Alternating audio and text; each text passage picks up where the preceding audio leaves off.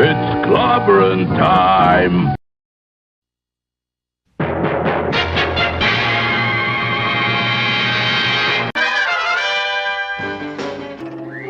Atomic batteries to power.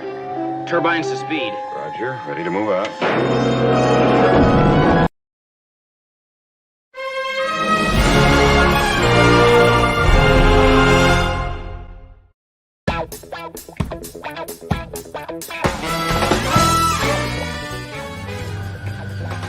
Poker. You know the game?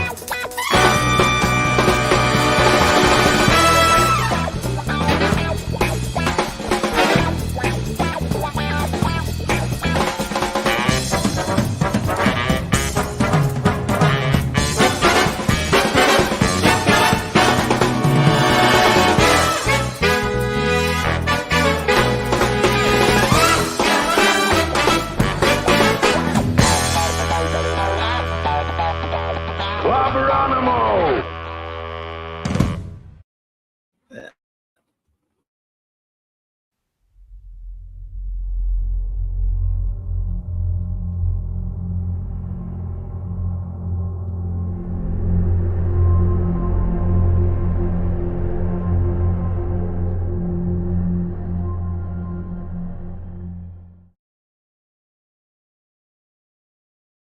Come get some. It's Clobberin time! The word is given. Groovy. You have to set an example. You have to set an example, even in the face of stupidity. Now, everybody that reads comic books knows that Kirby's Silver Surfer is the only true Silver Surfer. Clobberanimo! Greetings, clubbers, clubberanimos, clubberooskies, clubberoids, clubbarians, clubologists, all who club. How about just greetings, all who club? For those who do not, the secret, of course, is to bang the rocks together, guys. Hey, hey, hey. Welcome to Wild Card Wednesday nighty on Clobberin Times issue number 490 on YouTube, of course, 1,490 overall. And as I said, it is Wild Card Wednesday night, which is what it's going to be, wild and cardy, I guess. So let me start out with some, just get the show on the road with show notes and shout outs, shall we? And then we'll get down to beeswax, which is not much. I have some things to talk about, but we'll also do a lot of openness as well, I'm sure. Let's see. Tomorrow night, the clubhouse is in session. Same clubby time, same clubby channel, 9 p.m. Central Standard Time. With, of course, my wonderful first officer, Commander R.M. Briggs, and the great Chief Engineer, Mark D. We have a Blake 7-episode review. We have a Cold Jack the Night Stalker episode review, and, of course, a Star Trek Unlimited issue of the comic to review for you tomorrow night, too. All right, let's see. Oops. All right. And, of course, Thursday night, I should be hanging out before that at Midnight Edge After Dark. And then on Friday, Fantastic Fridays, return to the great J-Man's channel. Sean, J-Man, and myself will continue our ongoing mission to review all of the legendary Jack King Kirby's seminal run on the world's greatest comic magazine, Fantastic Four, 1 through 102, and of course annuals 1 through 6. That is Friday nights, every Friday night. We had to skip one last week, but usually it's every Friday night, 7 p.m. Eastern Standard Time on, again, my good buddy J-Man's channel. And check that out if you are a fan of comics. We review 4 issues a week, of course. And then after that, I should be over there hanging out with the 32 Flavors of Nick Weiser, my good buddy Nicholas, and his great Friday night comic shop boys. I try to be there every time I can, 8:30 Central Standard Time, of course. And I believe this week, the great D. Bud Martin joins us as we review 4 more issues of the classic Ramita run of The Amazing Spider-Man. I believe it's 45 through 48. Looking forward to that. And then, of course, it's Saturday Night Star Trek. Yeah, buddy. 4 more scintillating episodes of Star Trek for Goiga. Let's see, that's 9 p.m. Central Standard Time, same Trek time, same Clobby channel.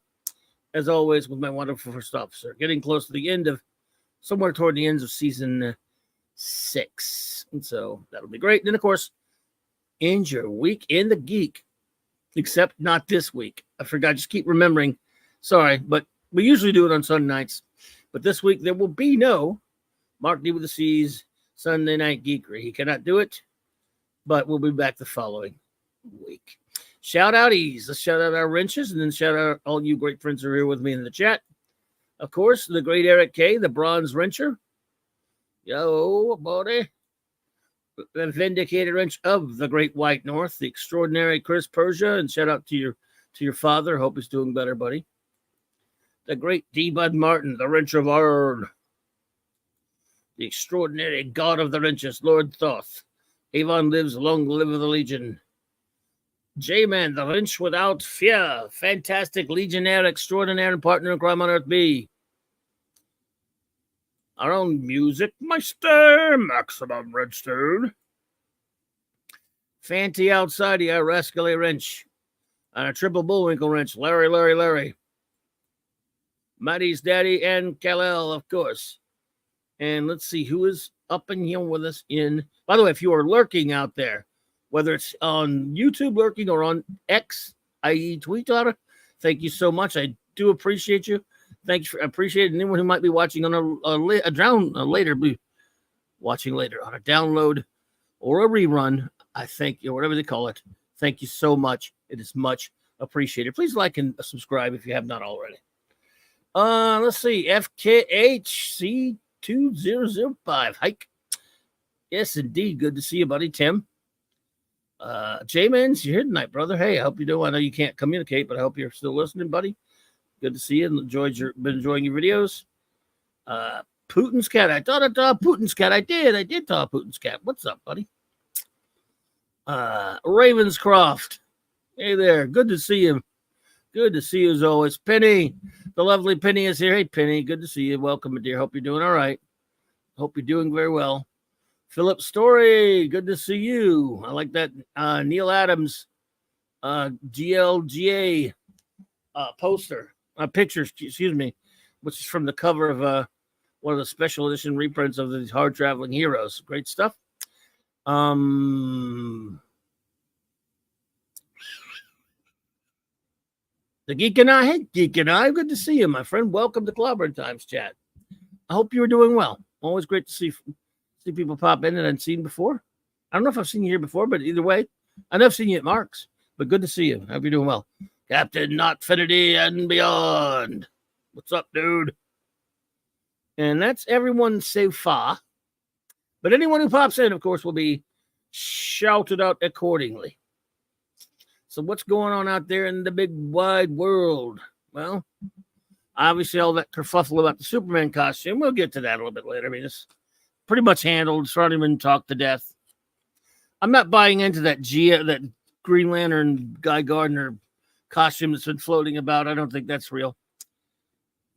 But speaking of costumes, how do I do this without being spoilery? How many of you here?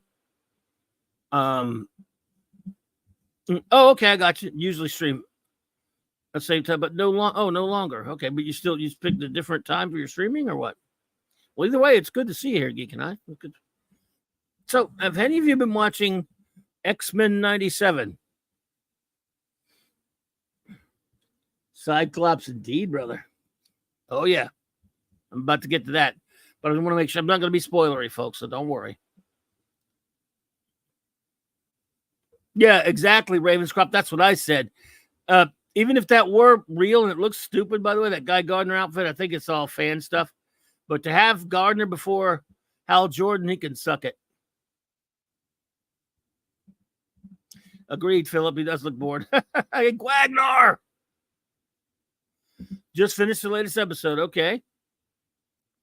1701 Tex. What's up, bro? Yes, Tex. You remember I don't know if I mean, they make shitty X-Men comics, of course, and occasionally shitty movie. But do you remember the X-Men animated series from the 90s that was on Fox? That great theme song. Well, I don't know if you know, but they brought it back, and they're calling it X-Men 97, picking up where the old show left off. And it's Disney, so we're all highly skeptical, of course. We were all, a couple years back when they announced it, we were all very skeptical. There are a lot of fights went on about it, but, hey, you got to, I gave it a chance. There are only 10 episodes in this revival season, this first of, we don't know if there are going to be more seasons or not. They plan to be. And when it comes to that X-Men cartoon, I liked it. I used to watch it sporadically back then in the 90s, as I've said before, just to give a little setup. So I saw it here and there. I was like, it's just something I didn't get much chance to watch. I was working back then or whatever, and it's tough to get time to watch it. And so a couple of years back, I have because of my wonderful daughter, she let me have her codes to the D Plus thing, the app, so I can, I can watch stuff whatever I want on there. And so I went back and binge watched the X-Men cartoon about maybe a year and a half, 2 years ago, whatever. And I enjoyed it. It was a lot of fun watching it. They do a lot of things I don't like. They make mistakes. They don't adapt things correctly sometimes. I don't like the lineup that much in some ways. I don't like the costumes that they use because they're so much later. They use costumes that are after my time as an X-Men reader. I stopped reading the X-Men titles in the mid 80s. So look, and again, full disclosure, the X-Men probably don't even make my barely make my top 10 of favorite super groups, and there aren't that many super groups. They're not my favorite super group by any stretch of the imagination, but I like them fine. I like the Claremont Cockrum / Claremont Byrne era. And of course, before that, I liked obviously the Kirby, the Heck, the Adams, Steranko stuff, the Werner Roth stuff, for the original group as well. So I like them fine. I like the X-Men. And there have been some great stories and then some not so great stories. So it was, I binged it, the show, like I said, a couple years or so ago, whatever it was. And it was fun to watch it. It was fun, just watching an old cartoon, just sitting back and just enjoying an old cartoon. Good or bad, just kind of fun just to sit back and watch something. Clobby's favorite super group is ABBA. Not quite, Gwag. I think you know mine. So I was sort of not particularly neither excited nor disinterested in this revival. But I thought, look, it's a very popular show. A lot of people do love it. So I hope the fans are happy. Let's hope they can make the fans happy. They don't have to make me happy. Make the hardcore happy, and I will respect it. So all they said again, one of the guys who has done who did some pretty good stuff, like the Fantastic Four cartoon of the mid 90s. First season's horrible. Then a guy named Larry Houston came in and made the second season one of my most favorite things ever in the creation. I love that FF. Yeah, you're getting closer, Gwagnar. So I love that FF cartoon. And he's done, the guy, Larry's worked on a lot of stuff. So he got a hold to, they got a hold of this, and some, a couple of other people got a hold of it. And over the past couple of years, past year or so, we've been hearing various things about X-Men 97, which is what they're calling it. I thought that last season of the X-Men Fox cartoon was kind of cut rate. They didn't have the great animation or anything, but And there were some stories I didn't care for, but here and there. But that's the way it goes, you know. So here we get. It's weird because a few weeks back, leading up to this release of this cartoon, of this X-Men 97 revival, which was made for the putting on Disney Plus. There was a lot of controversy between fans were fighting, because a lot of the, I don't do politics on this channel, but I'll just say a lot of the woke nuts were all arguing with people who were saying, look, we hope it's a good cartoon. We just don't want any politics in it. And they were, of course, defending. So X-Men's always been political. No, not exactly the same way. Not in the same way you idiots mean. But anyway, so those fights were being had, right or wrong, in social media. The fights were happening. And it didn't help that a couple of the producers of the shows were saying some dumb things on Twat and all that stuff. You know how that goes. It's modern day. It's current day crap. So the producer was Bo DeMaio or whatever, came out and said some pretty dumbass things in the weeks leading up to the release of this cartoon.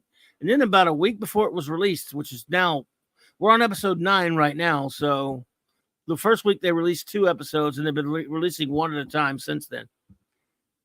So it's just a few weeks, just right before the first episodes aired or were released on the app. Bo came out and said some silly stuff, and then he got fired.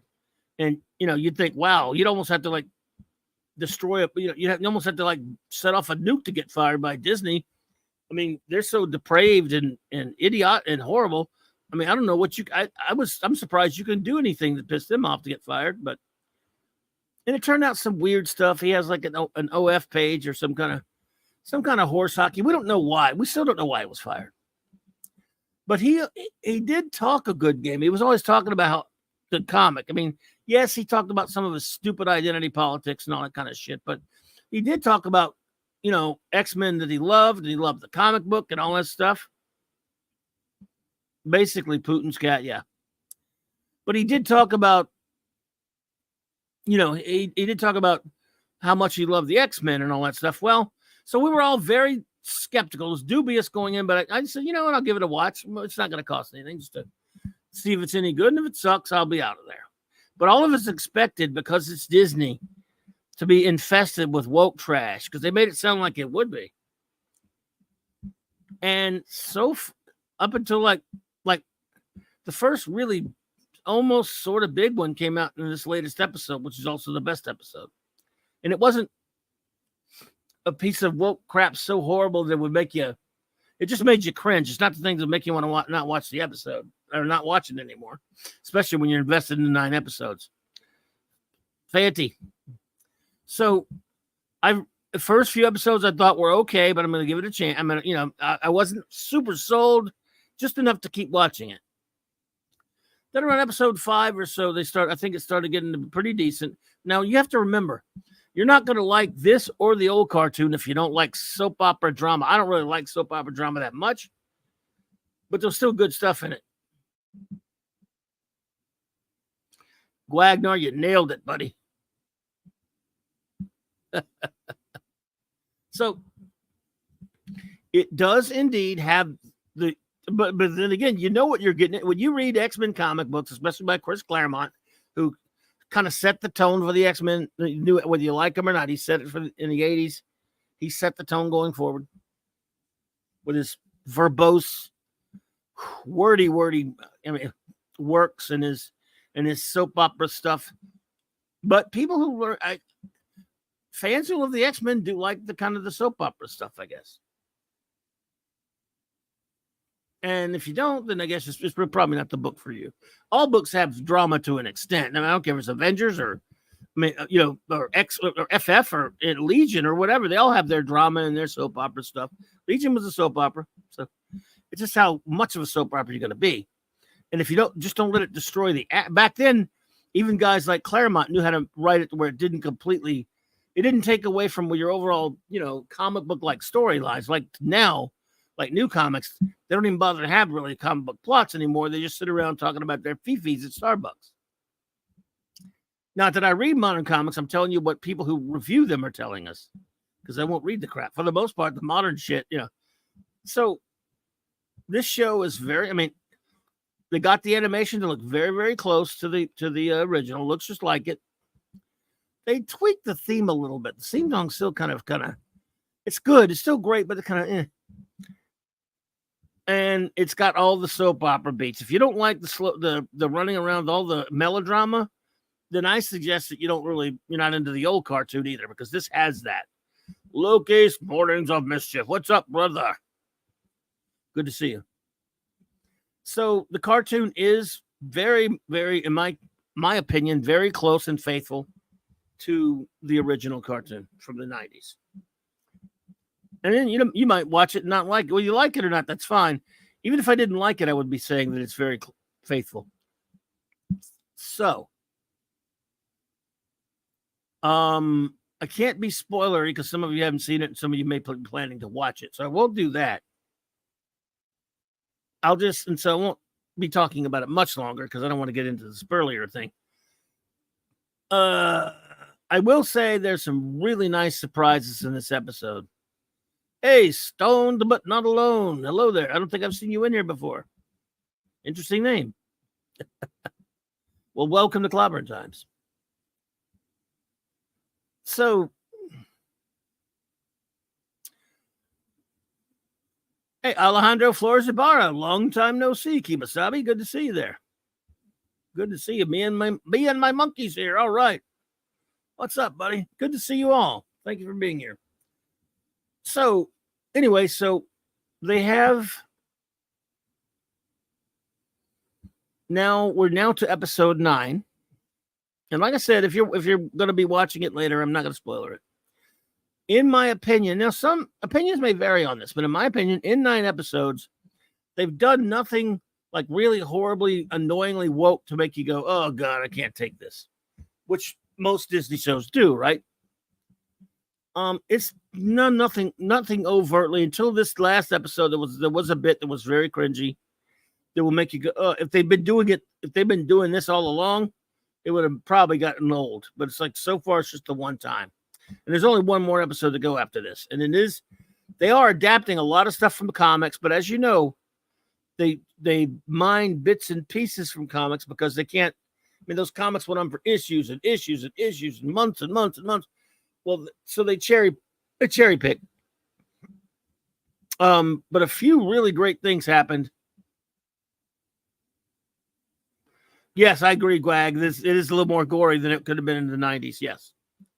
The violence a little bit more. We got to see one of my biggest problems with the original show from the 90s was I didn't like the lineup. I can't look. I know a lot because we, at Loki show tonight where we're talking about this, a lot of people love Gambit. I can't stand it. If you like him, that's fine. Well, I think I'm in the minority on that, but that's okay. I can't stand Jubilee. And oh yeah, the battle was amazing, Jamie. Absolutely. It was amazing. Alejandro says, got to see the 25th anniversary re-release of The Mummy in theaters yesterday with my dad, 25 years to the day it came out in cinemas. Oh, well, that's cool. Very cool. I like that movie. Very cool, Alejandro. I didn't know that was out there. I like that movie. It's a good movie. There's only one Gambit, man, and he talks too much like a fake Cajun accent all the time, That Gambit refers to himself in the third person for some reason. Gambit does that. I don't know why. So, not a fan of Gambit. Not a fan of Jubilee. But by that time, see, I dumped the comic for years before that. So they were going with the roster that was prevalent at the time. I get it. I wanted it to be Nightcrawler and Colossus. See, I'd read some of the early reprints of the original team, and I loved the original team. Cyclops and Jean and Marvel Girl, rather. and Beast and Iceman and Angel. And then later but I'd only seen some reprints of them. And then when I really got to see the new team, it was already Dave Cockrum and then John Byrne on the book. And so you had the new X-Men group, and I love them too. I love, Cyclops and Storm and Wolverine, and of course Phoenix when she was Phoenix, and Nightcrawler and Colossus. Great group. That's the perfect team up. Excuse me, the perfect lineup, I think, in my opinion. Agreed, Gwag. Forge is better than Gambit. I agree. And I never really read any comics with Forge because he was way after my time, but if I remember right. So anyway, as a comic book geek, you, especially with teams like X-Men who changed their costumes so much, I'm one of those that gets locked in on a certain costume, and I don't like the way they change them too much, when they change them all that much. But be that as it may, I wasn't really big on the costumes on the cartoon. But especially, look, and by the way, this may as well get me in trouble. Cyclops is my favorite X-Man, and I hate his costume on the cartoon. Well, until today.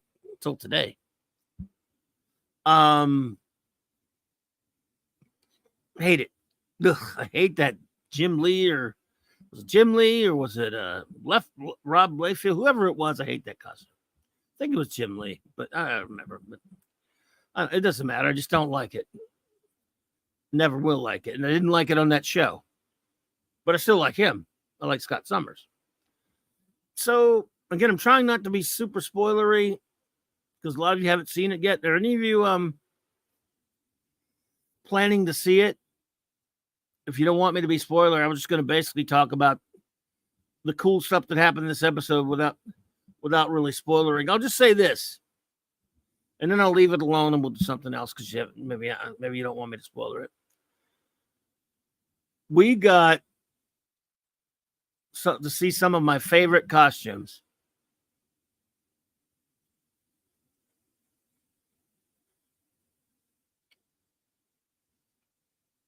Alejandro says, seems most guys my age and slightly older love Rogue from the 90s X-Men cartoon for certain reasons. Yeah, we do. And again, I was never like, but again, Rogue popped up later around the time I was kind of just getting out of the comic, but she looks great. Yeah.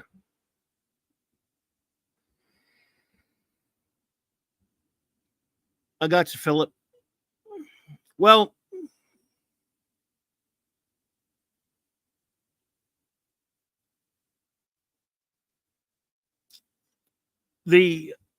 I'll put it to you like this. I'm going to spoil one costume. Like I said, Cyclops is my favorite X-Man. Both he and Wolverine Wolverine gets the brown costume, which is great because I like the yellow one fine, but that I don't know if I kind of almost like the brown one better. But they're both great. But I think I might like the brown one better now. And then when I give it further thought. But it's no contest that I love that. When I say Cyclops, his costume from Giant Size X-Men 1 through his Claremont Byrne era costume. That's my favorite. So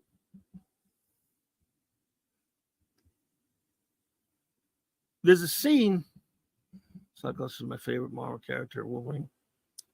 There you go. Hey, J-Man says Cyclops is my favorite Marvel character. He's one of my favorites. I mean, I love him. Wolverine and Brown is my favorite. Yeah, I think I'm with you on the Wolverine and Brown, but I do like the yellow one because that's the one I saw first. It took me a while to get used to the brown one. They used it in the Wolverine, the Claremont Miller Rubenstein series. I'm fine with it. But I guess I was always a little partial to the yellow one because I saw it first. But I like the brown one. It's wonderful. It's great. I mean, just to see that and to get to see it again since we haven't seen it in the cartoon like that is really cool. So there's a scene, and see, one of the things I hate about superhero movies, especially some of the more, I hate minimalism. What I mean is when they won't go all out and make the superheroes look like superheroes with shitty costumes. And the X-Men movie from 2000, Bryan Singer asshead. In 2000, I remember going to see the X-Men movie with a friend of mine. And we both got pissed off with that stupid line when somebody makes a crack about the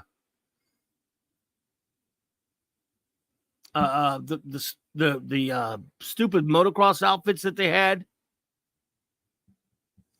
And I forgot, it was either Wolverine or Cyclops. One of them turns to the other and says, what did you expect? Yellow spandex? You know, which was their way of denigrating fans who like to see the costumes from the comic books.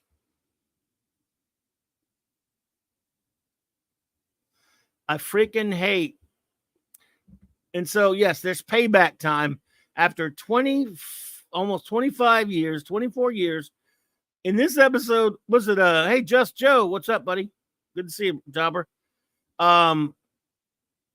In this one, they fixed it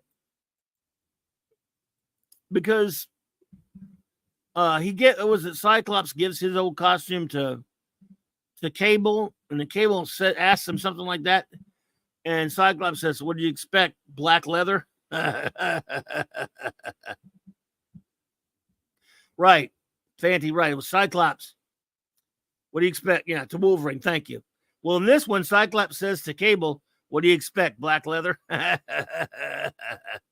made my heart sing. I love it because I hate that stupid line by Brian Stinger face.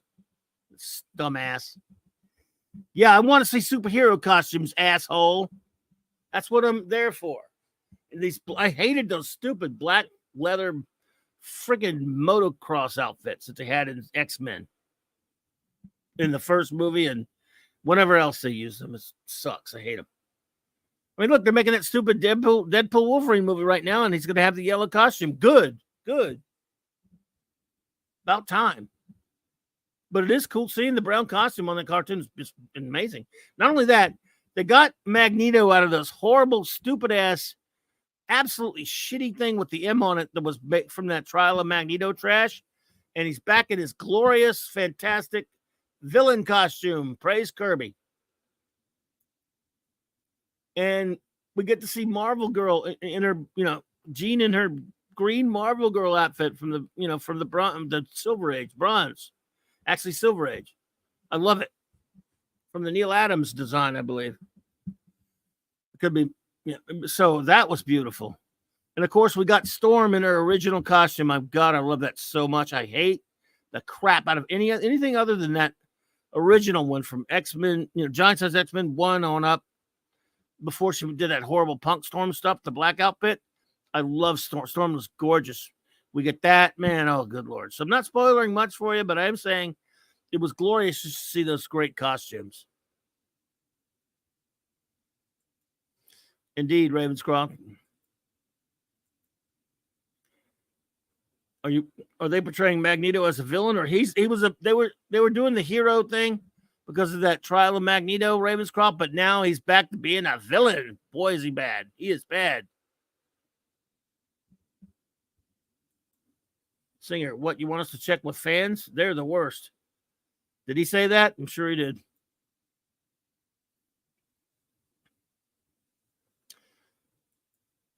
Just Joe said, off topic, the Fall Guy TV show will be on Heroes and Icons.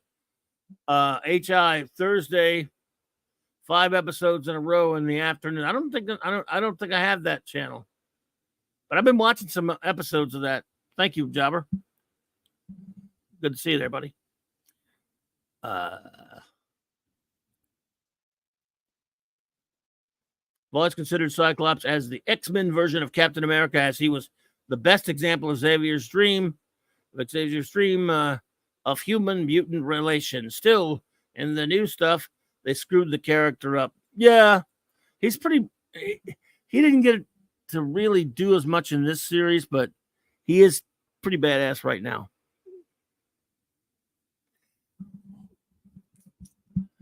Now, look, they've got one more episode to go. Will they shit the bed? They might, but so far, I got to give them credit. I mean, it's been entertaining. There was we're getting to see a lot of bells and whistles. They were pulling at a lot of fan heartstrings.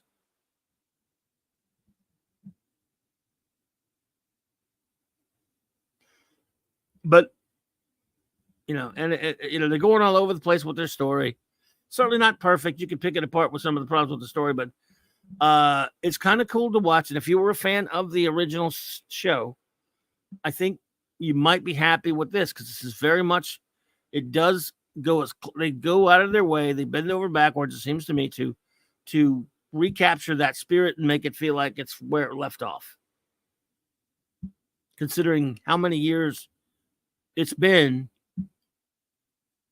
I think that's pretty remarkable.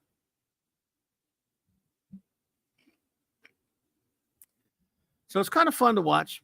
Like I said, I don't think it's the greatest thing or anything. I mean, but considering where we are right now and how horrifically bad entertainment is, I give them credit for trying to. It seems to me, the people involved truly love the show and love X-Men in general, and want to make, make a good X-Men cartoon. It seems to me, on good faith, that's what they want to do. Whatever differences we may have with them, it does seem like that comes first by watching the show. Even if I didn't think it was any good at all, I would say I would still give them credit for that. Wag says, there's a storyline they introduced right at the end of the last episode that needs to take more than one episode to resolve. So it makes me wonder how they're going to end this. Yeah, you only have one more episode to go, so they're probably they've wanted to do another season. I don't know if it's going to happen. I don't know if the Disney app's dying on the vine. No one watches it, to be honest with you. I don't think it's doing that well. And as the Disney app goes, so goes their shows probably. So I don't know for sure if there's going to be another season, but I know they planned one, but that goes. Just said Jeff from World's Last Bullshitters, hail Jeff, who had loved the show, was disappointed with the last episode. He doesn't want the X-Men to retry 90s comic book stories like Age of Apocalypse. I don't blame him. I don't blame him one bit. I guess I got caught up into it just getting to see those costumes. But yeah, you could go too far down that rabbit hole. The problem is they don't have the time to do it properly, so they'll hack it up anyway. Yeah, that's just it. When we were young, the worst stories at least didn't seem to display loathing of the viewership. Nowadays, well, it's different. Agreed, Ravenscroft. Alejandro says, another movie re-release me and my dad got to see in the theater recently was Alien for its 45th anniversary last week. Cool. Yeah, I know a few people that got to go see that as well. Yeah. The entire season has been one big adaptation of 90s X-Men comics. Yes. Yeah. And it's very soap opera-ish, but it's okay. It's enjoyable.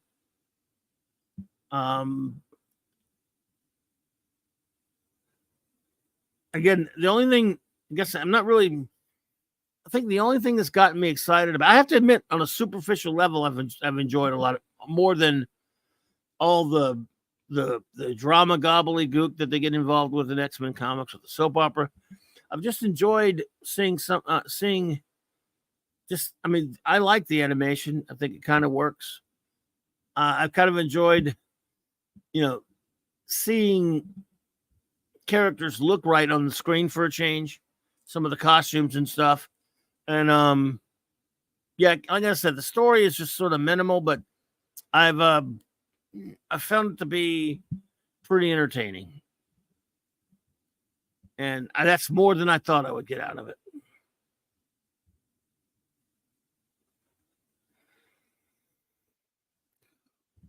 So if you're a hardcore fan, you might want to check it out. You might like it. But anyway. So what else we got going on up in here? Anybody got going on? Oh, yeah, I pretty much talked the the James Gunn Superman costume to death. There's not much more to do right there. It's just, it's just that story's been beaten to death. In the 90s up to the nearly 2010-ish, they took the fans for granted, but didn't actually hate us. Now they hate. Well, now they do hate us. Yeah.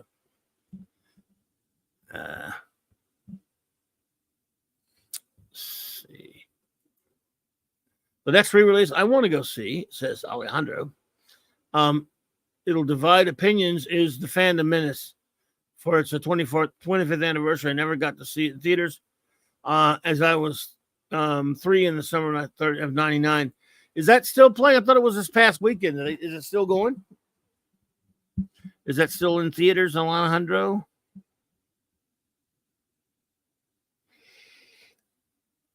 Because I don't know if it was going to be like a limited engagement or anything, or are they leaving it out there?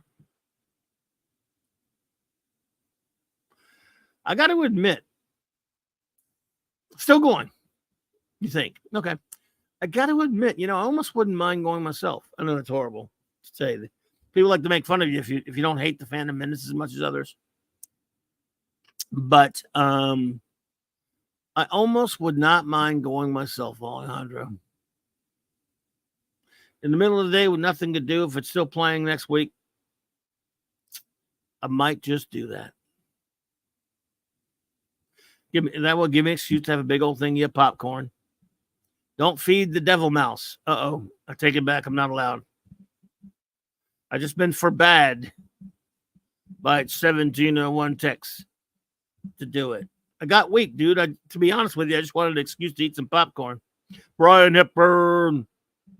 I want me the big ass thingy of popcorn and a big ass cherry Coke, all buttery with some snow caps, and sit in front of a movie. Is that so wrong? Is that so wrong? I ask you, is that so wrong? I want to watch a movie. Captain Opportunity. I want some popcorn. Thank you. Yeah, I mean, come on, man. What else is there for me to go see? I don't want to see The Fall Guy. I heard a lot of people liked it. My buddy J-Man hated it, but a lot of people liked it. That doesn't mean anything, though.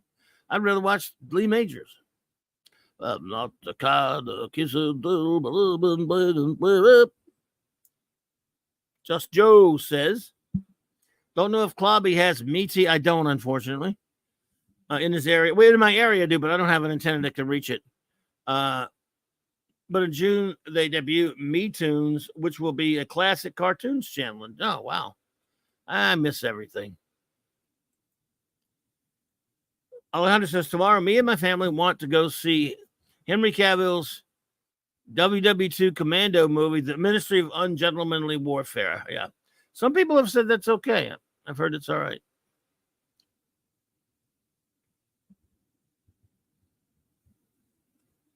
Got lit on fire for Bo. I've gotten burned over Cheryl T's gone blessed with the girl named Bo. But somehow they're just doing up his mind. They're behind with mine and they're behind. I have to stop because not only because my singing's horrible, but I have a very filthy version of that song. Sorry. It's just a habit. It was wild. You know that all of the Fall Guys not even out on DVD in the States, Region 1. The first season is. I think there's some places stream the first 2 seasons, but they're just streaming, not on DVD. The 4 seasons of that thing. It's weird. Weird. So I don't know. Because I'm the unknown stunt man that Eastwood said, who are you? I guess made a chump out of Eastwood so he doesn't have to do it too. Oh, son of a blah, blah, blah, blah, blah, blah. One of the things that happened at Gwag in that episode of Gwag, tell me, are you this much of a geek when you're watching that episode of X-Men and all the horrible stuff that's happening in the world? Aren't you going, where are the Avengers and the FF? It's the end of everything.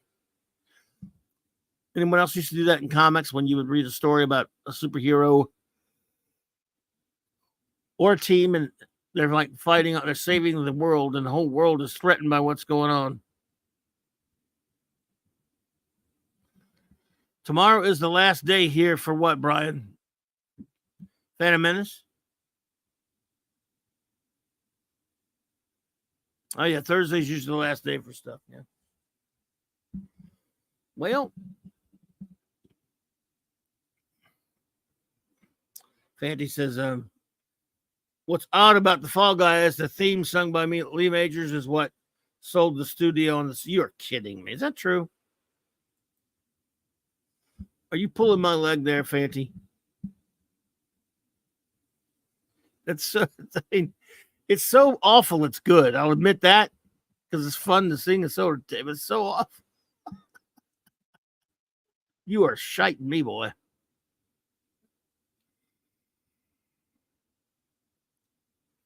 Putin's cat says, what I remember about the Fall Guy, Colt is sitting on a couch, Heather Thomas, and some dude walk in and say,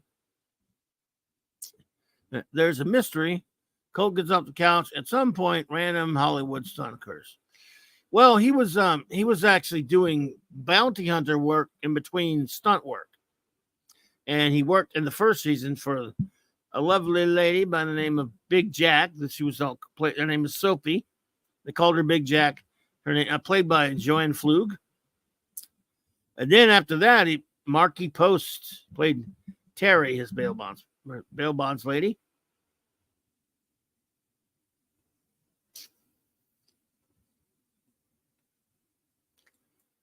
But well, there were some more cameos these last two episodes. Oh, okay. Gotcha. Ravenscroft says, I was thinking today that as much as I love the early Claremont stuff, he quickly stopped them being superheroes and saved the world and made them part of all these mutant internal conflicts. He did. Well, Byrne left. He and Byrne used to cover a lot of each other's faults, I thought. Together, they were a pretty good team. No, they made a pitch. Studio wasn't sure. They played the theme that was originally sung by the writer. They were like, eh.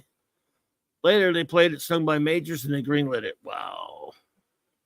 Oh, boy. Wow, you learn something weird every day, don't you? Thank you, Fanty-ishness. Wow. I did not know that. Wow, that is wild, weird stuff. My goodness. You're working at Paramount, are you? You're on this new show called The Fall Guy. Weren't you the $6 million man, or weren't you that Barkley guy on Big Valley? Well, I was both, Johnny. Now I'm begging Farrah. I thought you guys were divorced. Well, yeah, but anyway. You are correct, sir. Now, there you go.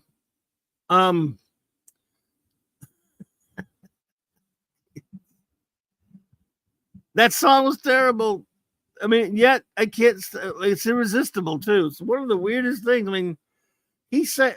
I guess I talked about this on the show the other night. If I remember right, but it wasn't a Mark show. Lee Majors. Okay, thank you, Brian. Gotcha. Lee Majors sang that song. It was a $6 Million Man episode where Lindsay Wagner first appeared and she gets hurt in an accident and she becomes a bionic woman, blah, blah, blah, blah. Well, while she's dying and they think she's going to die and all this stuff, and he's trying to get them to make her bionic, he sings this song to himself, or he's like him singing a song in a montage thingy. And it's like, Jamie. It's like he's crying out Jamie, and it's so bad. Ooh. Yep, Ryan O'Neal. You know, I wonder if it's okay to tell this stupid joke we used to tell when we were kids in school. As I've said before on the show, $6 Million Man was must-see TV in my house. And in my neighborhood, we all knew who the $6 Million Man was. Then later at the Hall of Justice, when how do you put it? When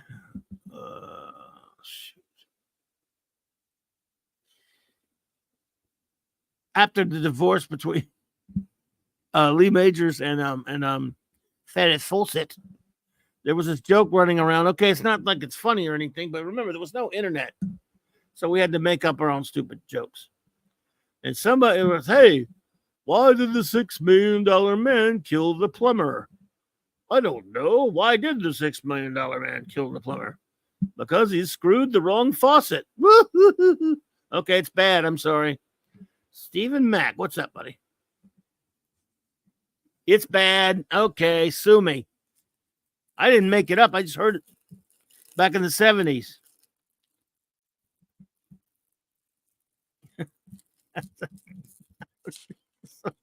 Anonymous Gamer, hey there. The real million was Oscar Goldman. We met along the way, says Captain Infinity there.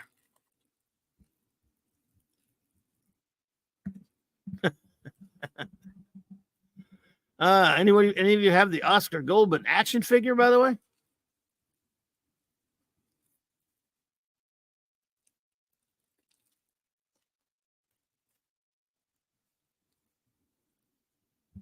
Nobody? Remember that? Any of you see the 40-year-old virgin? Well, they have the Oscar Goldman figure.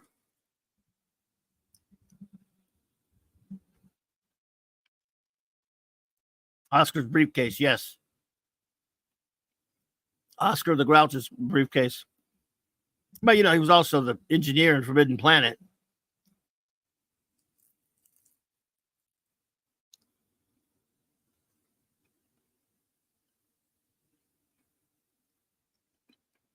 That's right.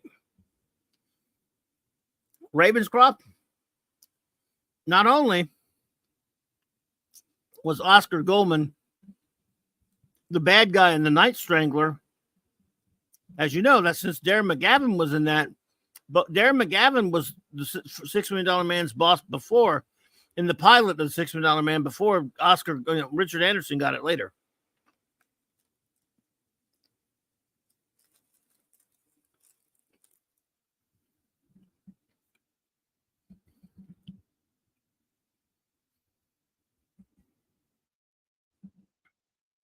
So, yeah. But does it... All right, Tex, be good, buddy. Be seeing you. I'll be seeing you in all the wrong places. Take it easy, brother. Can't see a damn thing. Somebody turned my damn light off. Yep, Martin Balsam was on there. Rudy Wells on that one. Then some other dude played him later, right?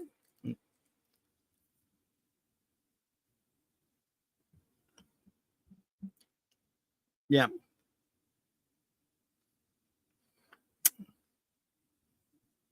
I love that show.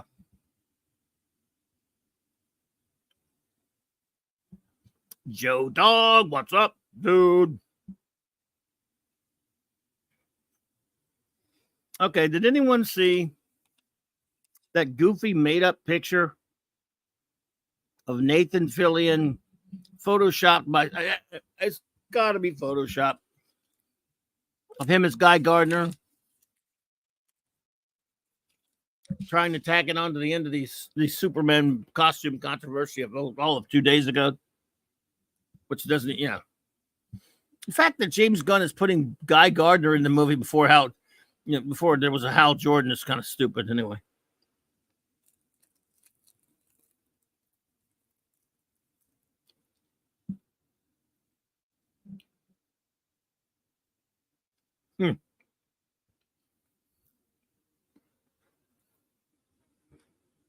Devin McGavin ever regretted going on his investigations without aid from Colonel Steve Austin? Would have come in handy, yes. Ravenscroft, in fact, Fillion played, he did the voice of Hal Jordan, yeah.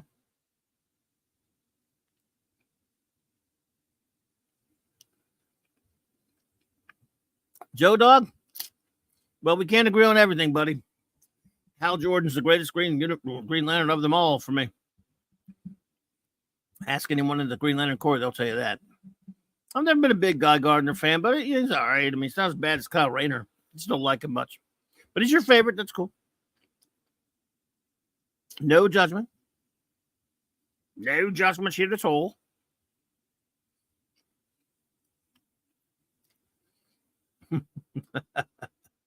Oh, boy. So anybody have any questions or topics you would like to bring up? This wild card, and this is the time, baby. Perfect Jordan would have been Matthew Fox, in my opinion, but that ship has sailed to Matthew Fox. Matthew Fox.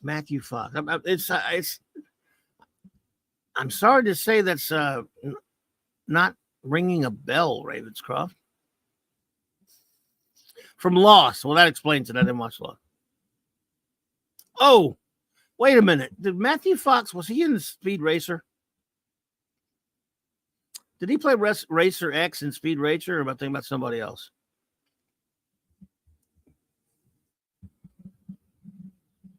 He did. Okay. That's where I knew that name from. Okay. Look, I'm one of those weirdos that likes that Speed Racer movie, so I guess I'm the last one to.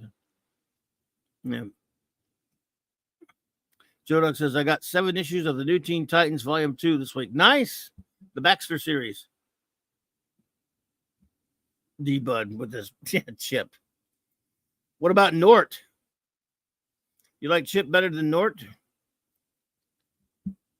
I think Mogo's the greatest Green Lantern. He's the biggest. So.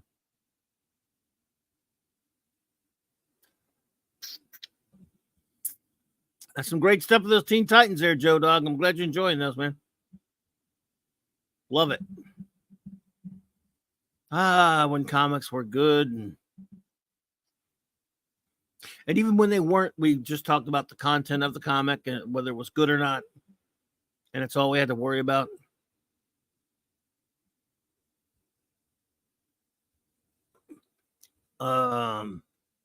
Ravenscroft, what's this?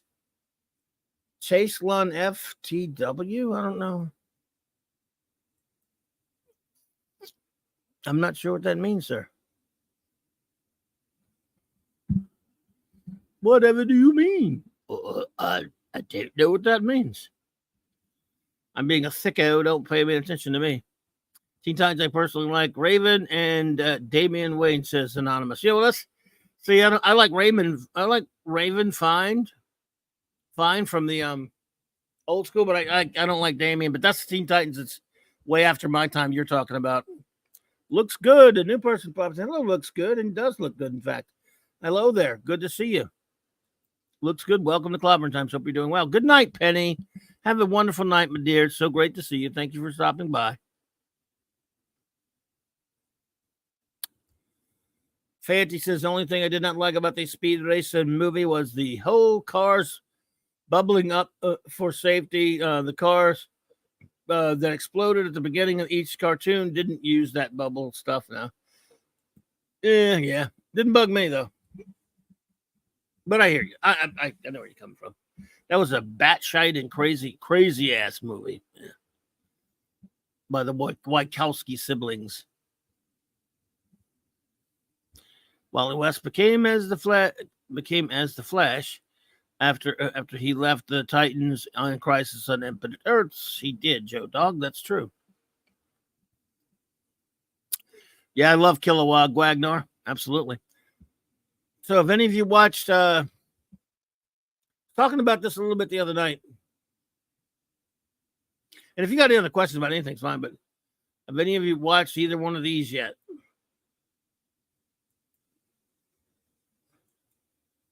I'm going to wait till the third one comes out to review it, but man, these first 2 parts are poop.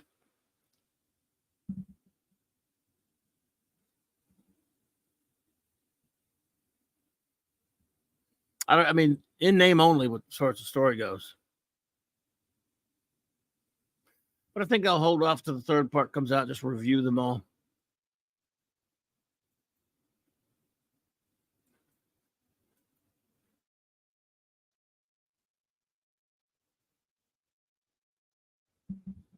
Yeah, you're not missing much, man. I miss DC animation when it was good. It was a long time ago now, but man, I miss it. Putin's Cat said I watched Airplane the sequel the other night. It's still pretty funny. Oh yeah, William Shatner. It was cute. I think it was funny that they used the Battlestar Galactica music in that movie. I only really watched it like once at the theater, maybe once once on cable, but I watched the Airplane in the original a million times.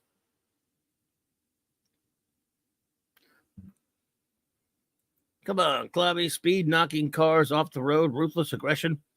I'm sure the people in those cars went on to live lives of religious fulfillment. Q rolls on. Yeah. I don't know. I don't know, Fanty. I just work here.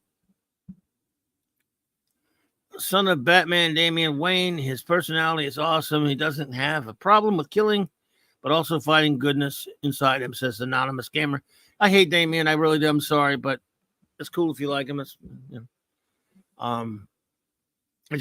God, he makes me sick. But then again, I just hate Batman having all that and it's just stop it. With all Son of the Demon stuff, I hated it, and it's just him having a son like that. I don't know, just not my bag. But I'm old. I want a Batman to stay stagnant, I guess. Joe Dog actually thought that was pretty good too. The Wonder Woman 209 animated film. Yeah, I liked it.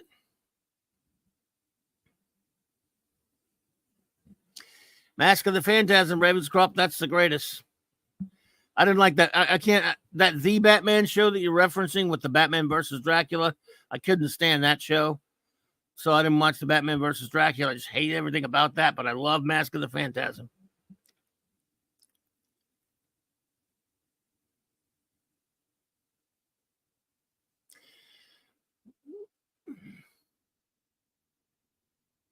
Steve Mack didn't like the Wonder Woman, huh? I thought that was okay. Again, that was right before they started ruining the DC animated movies. To me, they started, again, everyone has their differences. If you don't like them at all, or maybe you still like them. As soon as they did Flashpoint Paradox, which I hate, they went right into the Screw 52 with the war and all that crap. I'm out. I hate all of that crap. I hate almost everything they've done to that point. After that point. And I love a lot of what they did up until that point. And there's almost nothing. There are almost no exceptions other than what is it? Believe it, shockingly, even though Anonymous, you heard me say how much I don't like Damian. A lot of friends of mine had read the Super Son stuff by Peter Tomasi. That's why they hated when Bendis came along and threw it in the garbage.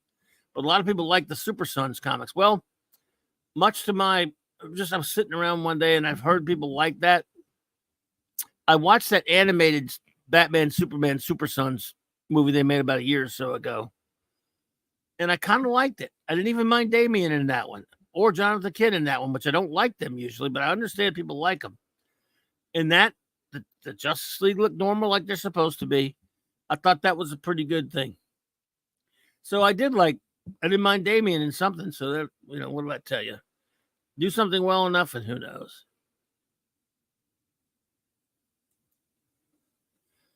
Do you remember the one where they raced under a volcano and the course would close for like 100 years? How did they know there was a path? It was clear and they needed to no, I don't remember that one. I'm afraid I don't remember that one, Fanty. Meaning the last time was in the 1860s. What could move that fast? Path under active volcanoes. Let's go there. I don't remember that at all, dude. And I haven't watched all the Speed Racer in a while, I guess.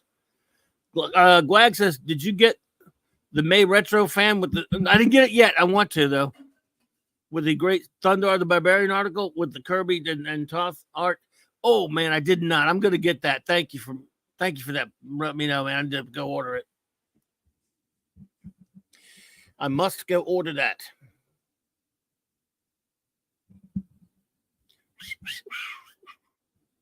So I shall indeed. Thanks for the heads up there, Wag. I knew I'd forgotten something. I love Tomorrow's magazines. They're the best. Or Tomorrow's Publishing, I should say. Oh, I got to get John on here. John Morrow on here to interview him one day.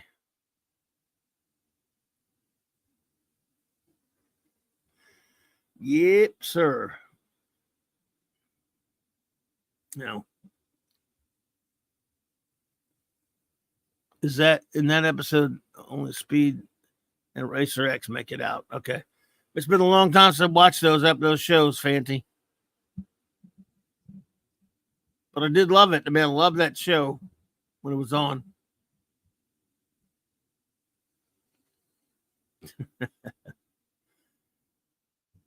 Oh, a Buckaroo Banzai article. I'm all over that. Need see Buckaroo Banzai in Patterson? My name is John Parker. Identify yourself, no? Blue Blaze Regular, Pinky Carruthers. And I had Blue Blaze Regular, Pinky Carruthers on my show one time. Billy Vera.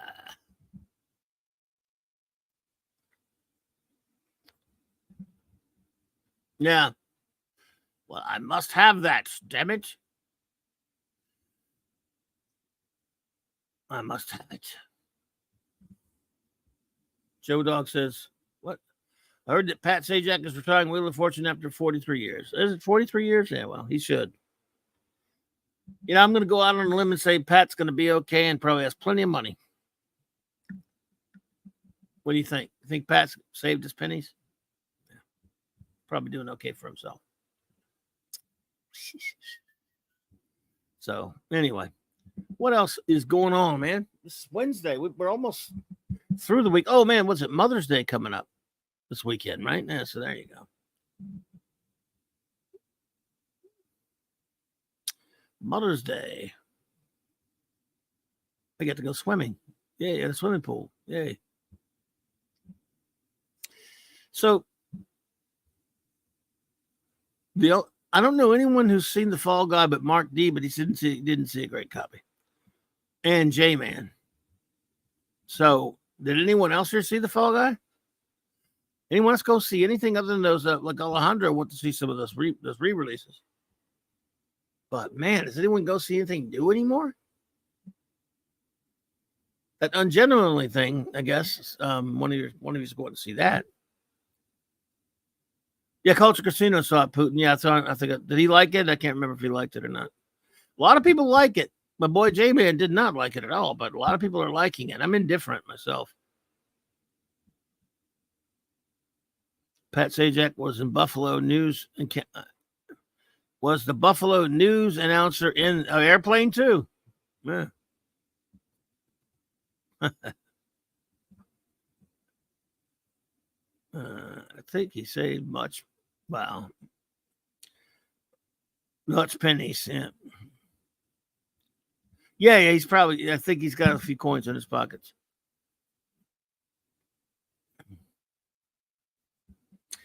Last movie I saw in theater was Sound of Freedom. I saw that, loved it. That was great, yeah. But the last movie I saw in the theater was Putin says last movie he saw in the theater was The Last Jedi. Oh, that's a bad theatrical memory. Let's see. Last movie I saw in the theater was Godzilla X Kong. Jedi. Wow. That's a bad one there. The only thing I didn't like about the DC animated universe is the Justice League Dark Apocalypse War. When they used another Flashpoint to erase the timeline, says an anonymous gamer. Gotcha. Mazarus, what's up, Mazarus? How you doing? Says popping in 2 days late, but F, I should say F, sorry. James Gunn's Superman. Yep.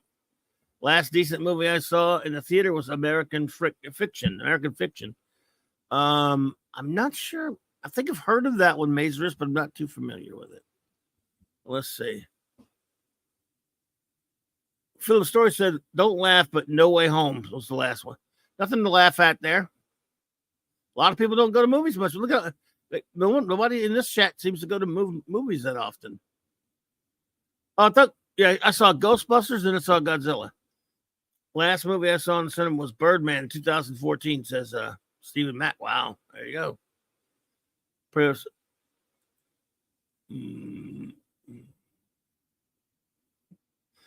Popping in 2 days late. That's no problem there. Excuse me. I want to see Unfrosted. Oh yeah, I like Seinfeld in general, but I suspect it's getting a lot of crap due to his non-PC comments about comedy. I kind of want to see that as well, even if it does have Amy Schumer in it, which would tend to yuck. Excuse me. But I kind of want to see that as well. I don't have Netflix, though. Let's see. Well, I just realized I haven't been to a theater in years, says Gwagnar. Last movie I went to was Avengers Endgame. Wow, it's been a while. Interesting. Pooch Cat said Godzilla -1 is a serious pirate magnet since they haven't made it available to stream. I heard it's coming out and streaming soon, but I love that movie. I thought it was great. Saw that at the theater. I need Flashpoint pain in the rear end at one point. They need to stop using Flashpoint. I hate Flashpoint personally. Could not be reached. What's up, buddy? Shauna, they brought their tickets. Oh, they bought their tickets. They knew what they were getting into. I say, let them crash. Good to see you. Could not be reached. That's a great movie. I love it. Airplane 1's a masterpiece.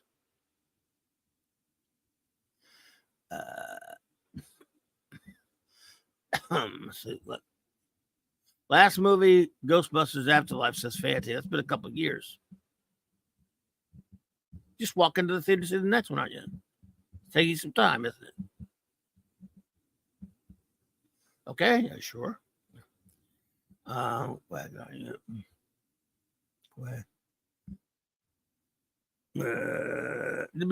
I mean, there's the thing though. You're not missing much. They say there's good stuff out there here and there, but see, there's got to be a good motivation or a reason for me to go see a movie, even a bad one. But there has to be a motivation. For example, some of these last horrible Marvel movies, I've gone to see them so I could talk about them on streams.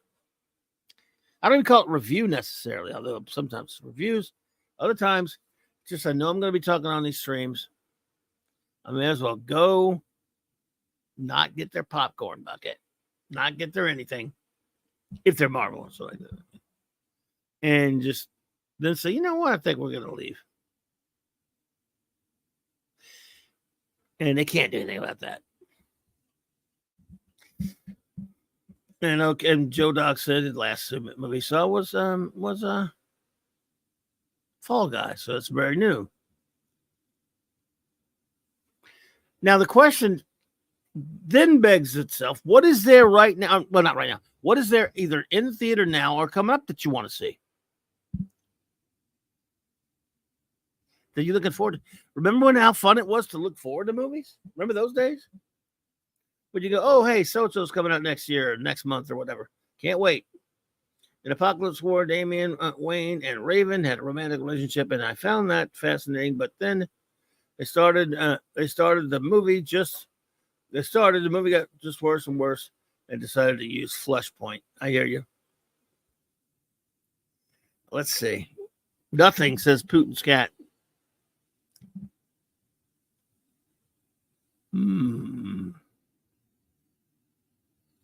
Let me see. Well, you're thinking it. Well, you're trying to think of something, everyone. I'm trying to think of something. What is that really just hell? I know I'm not going to find anything that I'm chomping at the bit to see. There's things that we'll go see, but I'm talking about not like you going, yeah, I'm probably gonna see that. I'm talking about you don't have to be turning bat flips, but I mean, you're like, yeah, I'm interested in that. I'm definitely gonna go see that. I'm gonna see that.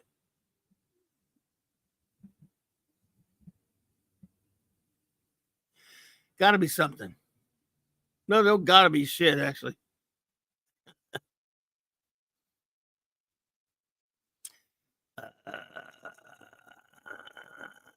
Wow, I can't think of anything. I need water though. Hang on a second. Let me get some water.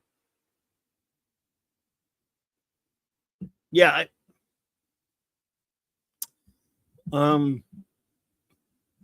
Even if there was a Marvel movie coming out that I can think of, I probably don't give a shit. I guess it would come to mind if I cared about it, wouldn't it? What is there? Oh, there's okay. Let's forget just Marvel movies, which no one gives a shite about. We've got Deadpool. There you go. Putin's Cat. I will go see. Okay, there. At least you can. I'm not excited about it, but I will go see Deadpool 3.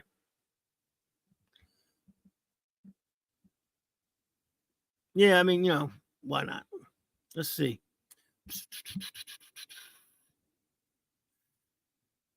Doesn't Marvel have another iron in the fire? I know they called or they post. What a shocker! I think they postponed that stupid Craven movie again. They're like, oh, the next Marvel movie that I don't even know when it's going to get released. What a mess. Captain Falcon and the outrageous over budgeted drivel that they have to keep reshooting. I guess that's the name. That's the name of the film. No, I can't. I'm trying to think. I can't think of anything. No. Wow, man. Oh, good Lord. I know some of you probably. I'll name some stuff. Oh yeah, they delayed it. They've delayed it. Yes, they've delayed it, Fanty, but it's still supposed to come out in 2015, right? Holy crap! I'm trying to think. It's man, this is really weird. There's got to be something out there. No. Jesus. Well, no, I mean it. I'm sure there's something out on the horizon that'll catch our eye eventually, but nothing that we're really excited about, sounds like.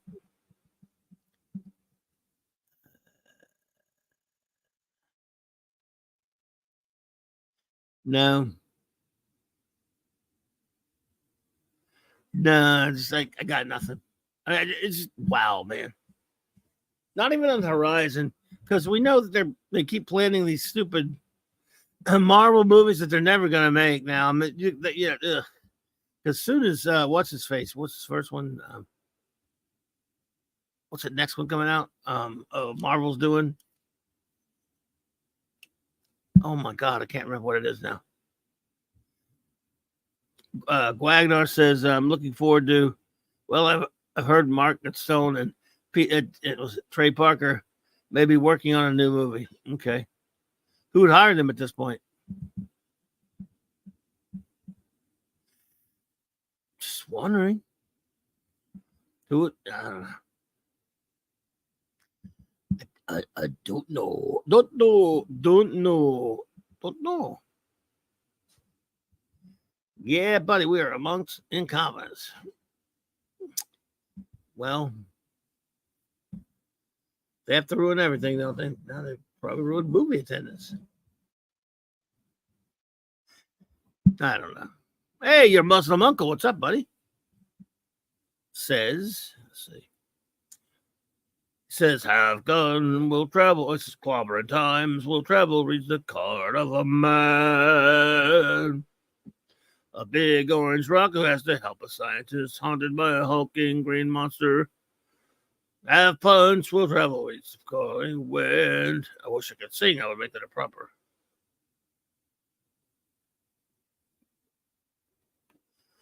Wow. So there you have.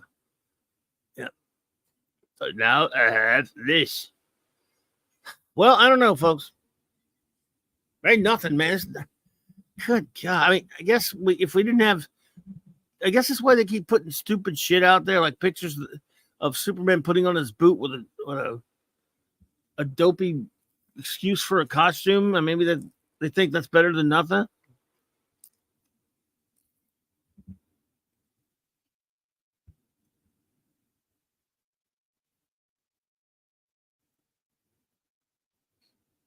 Yeah.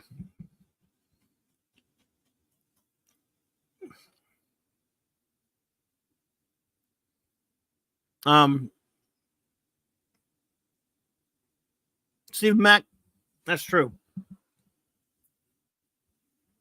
The Southport guys have few money.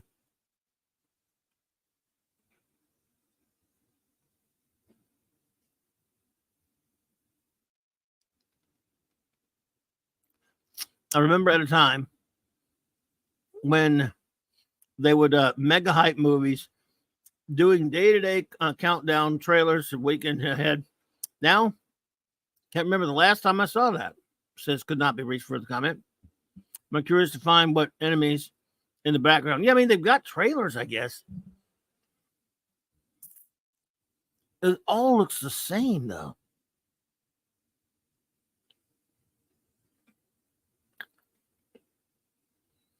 All looks the damn same.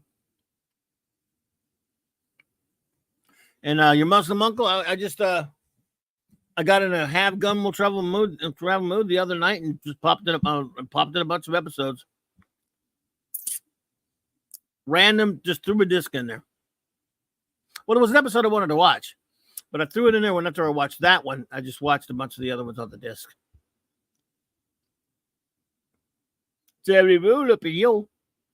Let's see. South Park is one of the very few franchises that's maintained quality and integrity for a long time. I trust when it's time to stop, they'll know not to limp along. I hope so. I mean, it's not like my favorite or anything, but I respect a lot of what they do. Nothing from nothing leaves nothing. I don't think that's Brainiac, says Anonymous. Where at?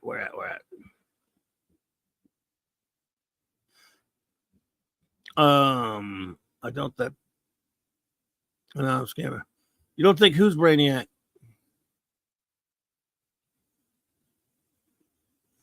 No, shoot. Oh.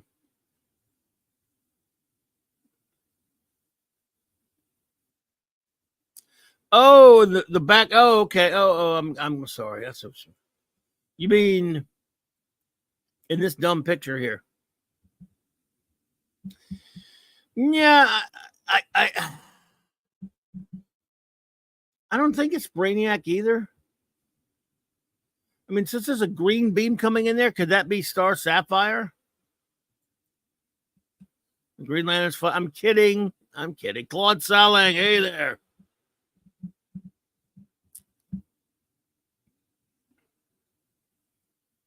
I mean, just kind of dopey. Why would you want to put this as the first image from the movie released?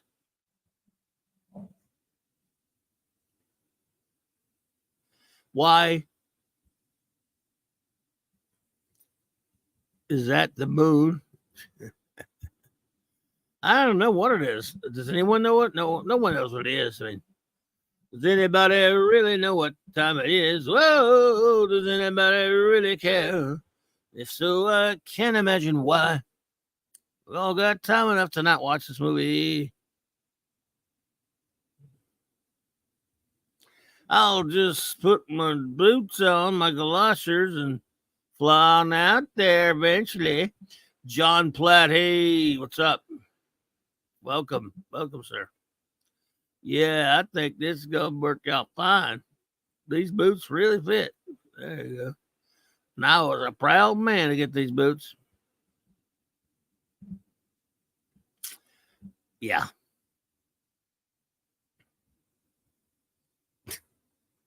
Yep, I want Superman to be a regular guy and have a drink at a bar and sleep with a guy. Putin's cat, get out.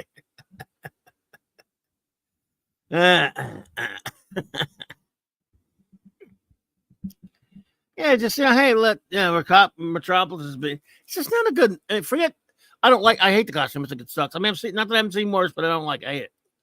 But even if I love the costume, I'd be like, dude, what? This is a bad for a first image. Is a bad look.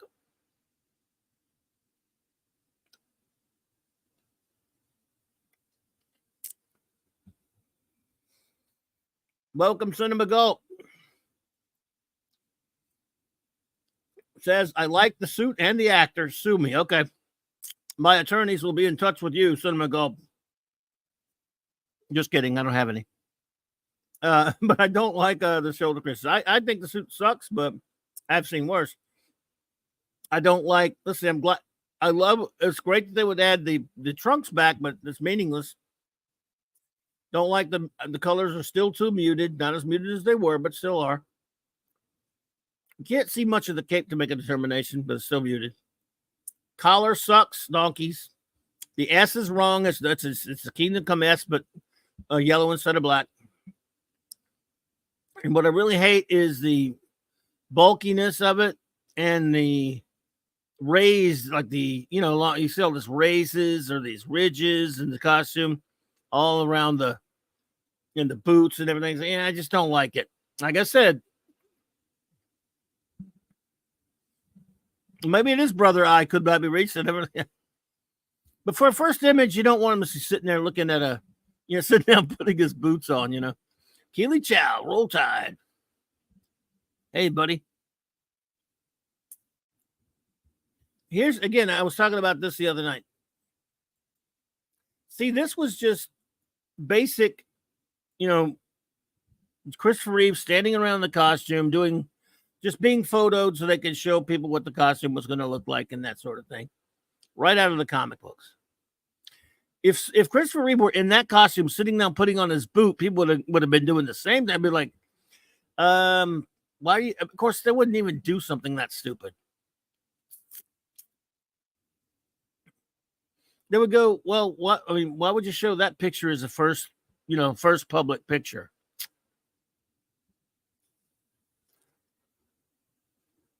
It's not a particular like that. See, even though Christopher Reeve is standing around there, he looks heroic. He looks like Superman. Because you know what? It turns out that in most comics and movies, we never see Superman sitting around putting his boot on.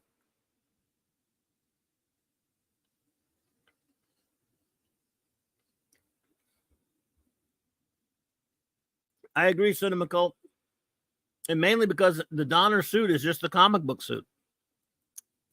The reason why it's the Donner suit in the sense that he did that movie, but it's actually just the comic book costume. 100% faithful to the comic book costume.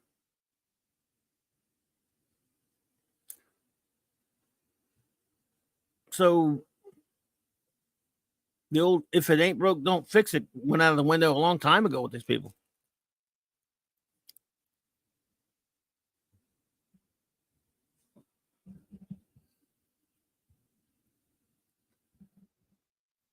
But they don't care what we think.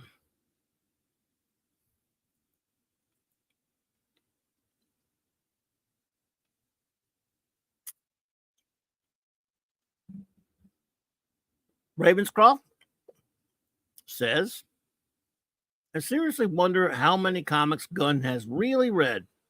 He professes to be a fan, but nothing in his work seems to hint at that. Yeah, well, I've thought about this a bit.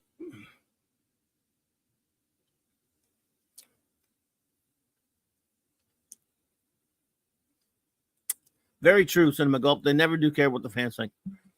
I don't know. Obviously, I don't know James Gunn personally. He seems to me, I believe he's read comics. In other words, he's not an ignoramus when it comes to comics like a lot of directors are. He's read them. I think he's not like Hack Snyder, who claimed just because he liked to read heavy metal comics and Miller's Dark Knight that he knew something about comics. Oh, and he liked Watchmen. He said, if he liked Watchmen so much, why'd he change so much in it? But anyway, Gunn has read a lot of. I mean, I hate to say it because I've heard him talk in many interviews. I think he does and has read a lot of comics, but there are a lot of people who have read comics that don't respect them. Here's the thing: you could have actually read comics and know something about him, and still, you could still just show no respect for them. I've seen that in comic shops, talking to people who do read comics, do buy them. When you talk about any of the old stuff or anything like that, they have no regard for it. They have no respect for it, but they do know about it. So I think he's just one of these guys that they like being edgy. They don't have any particular allegiance to lore or history or respect the fans of the older stuff or anything like that. He's an edgelord. He's a shockmeister. He likes to be shocking. He's one of these goobers that doesn't, just because he likes it, he doesn't think, he thinks you're kind of you're an old fashioned and you're like a turkey or you're a fool if you care enough about these comics and their continuity and their lore. He's just one of those guys that doesn't have any respect. I think but he does often come up with references to stuff that I'm like that were so obscure that unless he has like some geek chained up in a basement somewhere, he does know certain things and he knows how to look for other things to find out. I get that vibe off of him. He's also a talented, sometimes a talented storyteller and filmmaker. He just doesn't have he doesn't have the same kind of respect for a lot of these things that fans do.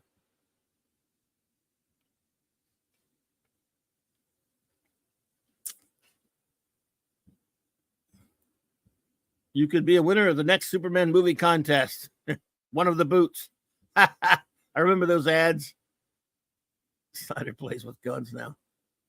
John Platt says, is Clark Kent Superman in Gunn's latest iteration of the Man of Steel going to be a modern, woke, feminist superhero who is gay and dating Jimmy Olsen? John Platt, I don't know. We haven't seen anything on it yet. I can't say no. No one can dispel that. And the fact that the possibility is not the fact that we're not laughing. We are laughing at that, of course, but we're like the fact that we're not going, yeah, right. Because the times we live in, would you really put it past him? I think Gunn is a fan of comics, but more of the esoteric ones and not the standard superhero ones. Yes, that's what I'm thinking. I'm thinking that too, Gwag. I think he likes the edgier stuff.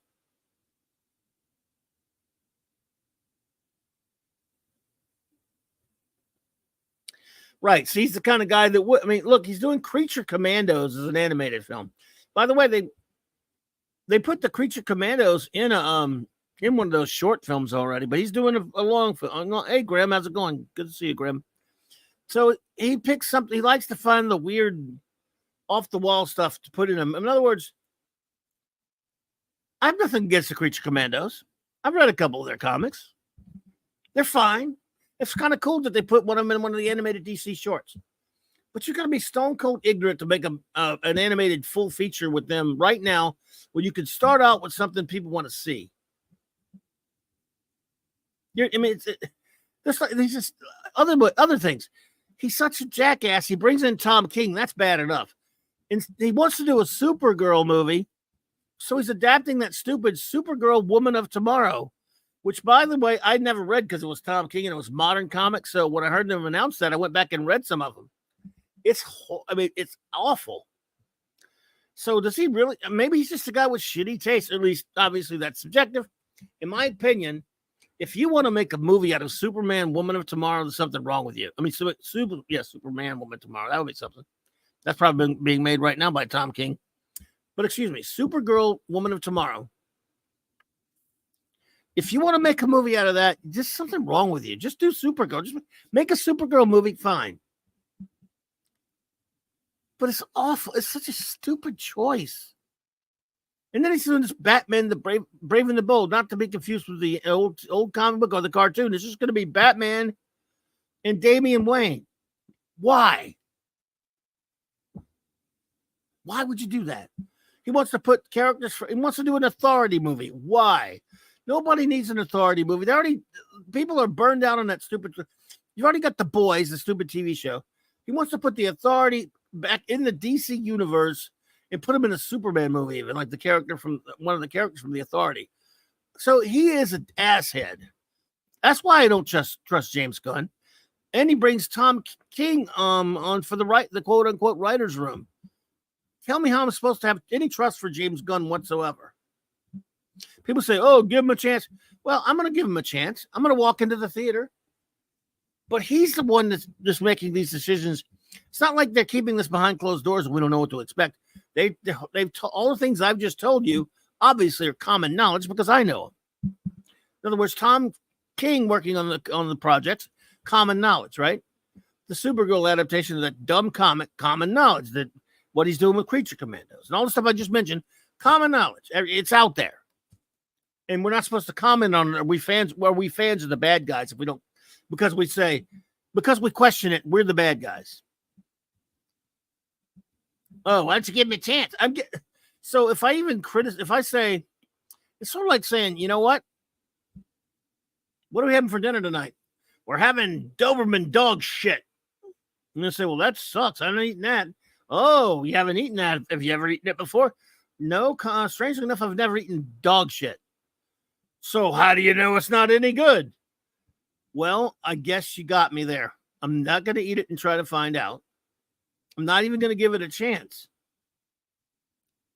Well, you're just prejudging it. You never tried it. Yeah, exactly. But I do know one thing. It's dog shit. I know it's dog shit, right? So I know I don't want to try it. That is, of course, an over-the-top, extreme example, folks. But I just use it as an example of one thing where they're saying, you haven't even seen it yet. No, that's true. I haven't. So let me pull back just a little bit from that example and say they're going to go,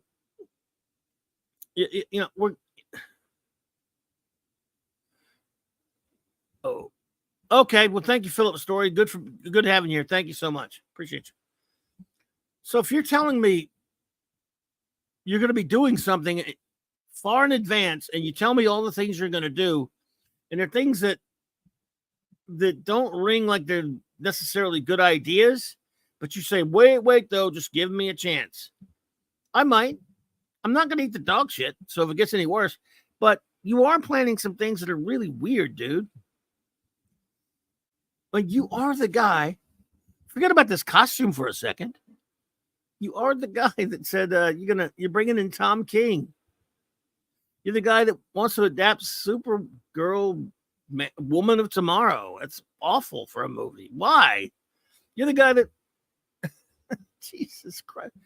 I mean, look, I have nothing against the Creature Commandos. I don't know why that has to be an animated movie now. Focus on getting the animated movies on their feet before you do something like that.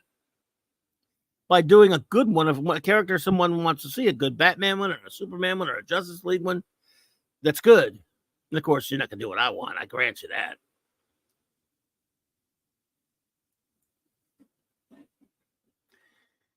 Watch is a great one with an Indian Marshal and the Gene Roddenberry wrote. Oh yeah, well, I love the Roddenberry episodes.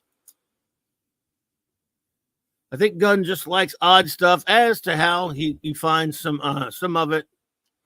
Do you remember Wizards Mort of the Month? Arm Fall Out Boy, Weasel, yeah. Polka Dot Man, Cat Boomerang, I believe were at one point all Morts of the Month. Yeah, I think you're right. I think that's a very good point, Fanty. Back to Gunn here. When Gunn, like he puts Arm Fall Out Boy, he gave him a different name. He made him TDK, right? But when he does that, or some of these other really obscure characters like Polka Dot Man, like you said, he didn't know anything about that stuff, gathering it from years of reading comics. He got it from reading Wizard in the 90s because he's a lot younger than me, I think. I don't know how old Gunn is, but he's not quite my age. But I think you're right. He knows who Arm Fall Out Boy, Weasel, Polka Dot Man, and other these Captain Boomerang and all these other characters. I mean, well, not Captain Boomerang's been around. He knows who they are from, especially Arm Fall Out Boy, from reading about them. The Detachable Kid, yeah. He didn't read that. I mean, only people who know about Arm Fall Out Boy are Legion fans. You and me, Fanty, read that Secret Origins comic. Rod Thunderheart, what's up, buddy? Well, Rod, if you heard me, you all know that I'm still going to go see it too, but that doesn't mean we can't have criticisms of it. And hey, if they don't want fans to talk about it, which they do, they shouldn't put out dumb pictures like this.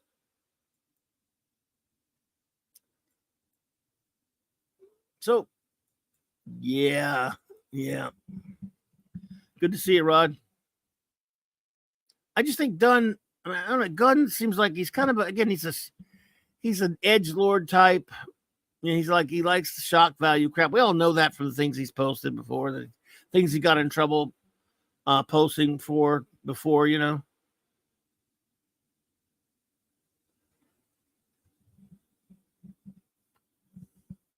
Oh yeah, no, I know you didn't, John. I know you didn't, Rod. I'm just saying that I know where you're coming from, but I'm just saying, I want people to know that I'm still going to go watch it, but my enthusiasm level does get affected by things that they release into the ether out there, you know, the pictures and stuff. Hey, Ravenscroft, take it easy, buddy. Thanks for being here. Yes, tomorrow night, Star 1, bud.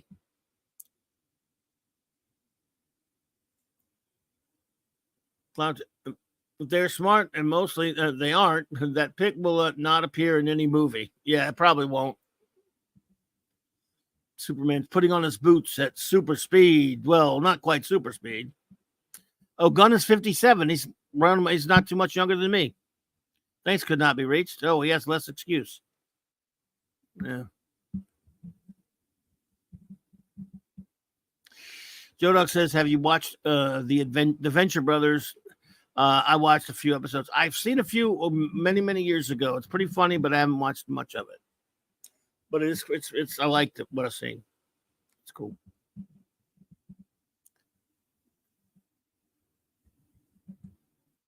Yeah, he might, like I say, Rod, you may have a point. He may have delivered it. He may have released it to troll. And trolling's not smart when you're trying to sell something. But I mean, you know, he's made a lot of dumb mistakes before. He knows how volatile fans are, especially right now when fans have been screwed so many times. And he's been pretty cool about it up until now. And by this way, I'm not saying this is a horrible, rotten thing that he's done. I don't like the costume. I've seen worse.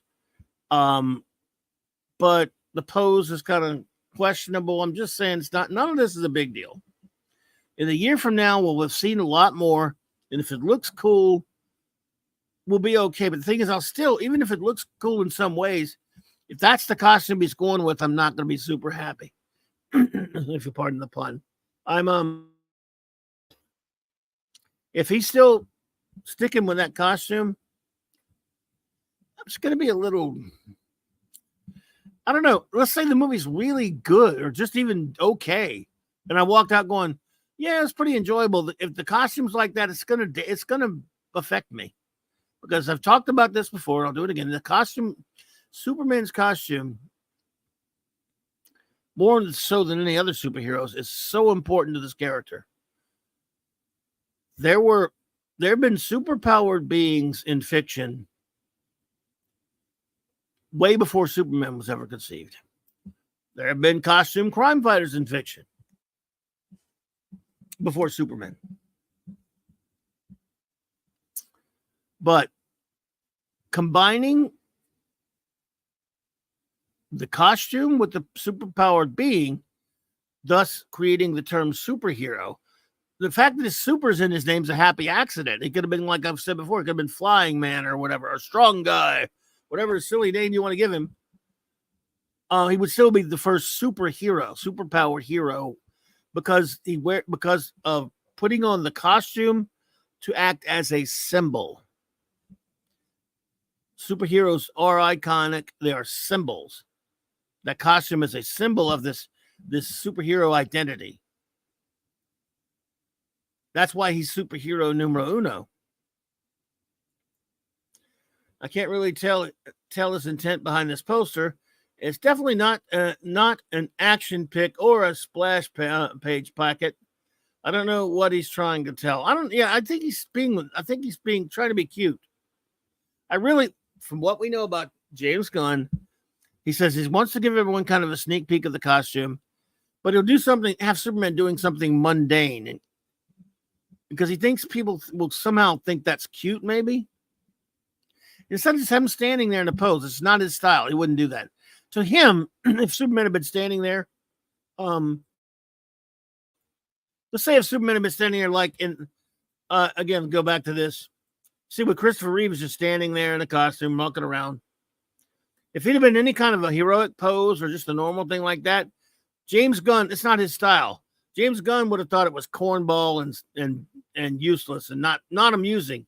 You wouldn't draw any humor out of it whatsoever when you see Christopher Reeve like this. You just go, whoa, it's a Superman costume. It's like we're supposed to.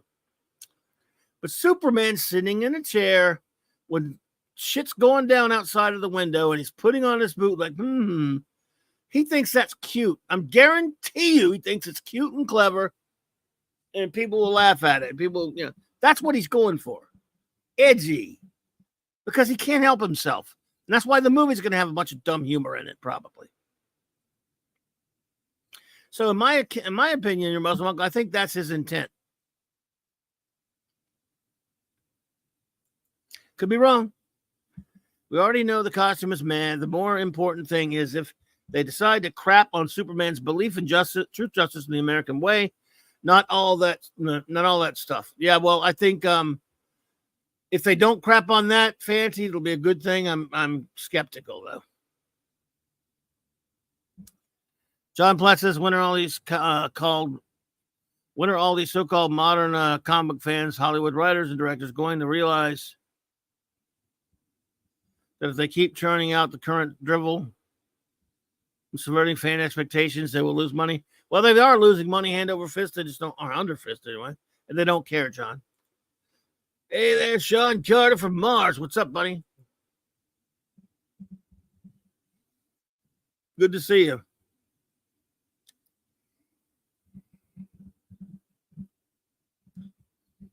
Yep, Superman looks like he doesn't care. Like you say, anonymous gamer. He looks depressed. He doesn't care. I mean, again, we have no context to that picture. But we can tell enough to know that it's probably not even context to the story, but I think it says a lot while not saying much. I think it says that James Gunn's kind of thinks that's cute, I guess, to have Superman just nonchalantly putting on his boot while there's a big fight in the sky of Metropolis. He figured fans would get riled up. He likes that.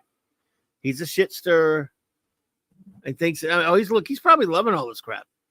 He doesn't give a shit if people like the costume or not. He wants them to look at it and go, I guarantee you, he's playing psych games. Like, he wants you to look at it and go, why is Superman just putting on his boot? And especially since there's shit going on in the background. Like, he'd just be standing there in a costume like a normal actor posing with his new costume. But no. Yeah, I'm pretty sure that's the way it is. I could be wrong. And that doesn't mean I'm not going to go see it. That doesn't mean, look, there's some people who've said, oh, that's crap, I'm out. I guess I can't speak for them. We shouldn't be like them and try to be that hypersensitive, but I'm not going to tell anybody what they do. So if that costume's all it took, or that pose is all it took for you to be out, hey, as the kids say, you do you. I'm going to watch it, and I'm going to be fair to it. But I'm also going to call balls and strikes when, hey, Ezra Goldstein, shalom, my friend. And when he comes out with any picture or says anything about the characters doing this or that, again, I remind you all, the last time we were in this position, in 2011, they came out with that first picture. This is right after, or not too long after, it was 2012 maybe, or somewhere up in there. Not long after Hack Snyder was hired, he started talking some dumb shit about the character of Superman, which sent up red flags to me. And that was around 2011 he was hired, I guess. whenever it was, and I would comment on it. I had a show on BTR, and I had a place where I posted all the time on Facebook on my Clobberin Times Baxter Building basement page, and we'd have arguments, and I would just say, look, sounds to me like the guy doesn't know what the hell he's doing. Sounds to me like the guy doesn't care about Superman, doesn't know anything about Superman. Sure as hell doesn't like Superman. So what I'm getting from the guy. So as we finally get the picture, the first one of Henry Cavill, and you know what? It's an action shot. He's up against a safe that you can tell he's been knocked into or whatever. They put that out there, and of course, people talked about it. And no one made any complaint about him putting on his boots or that kind of crap because it looked like an action shot.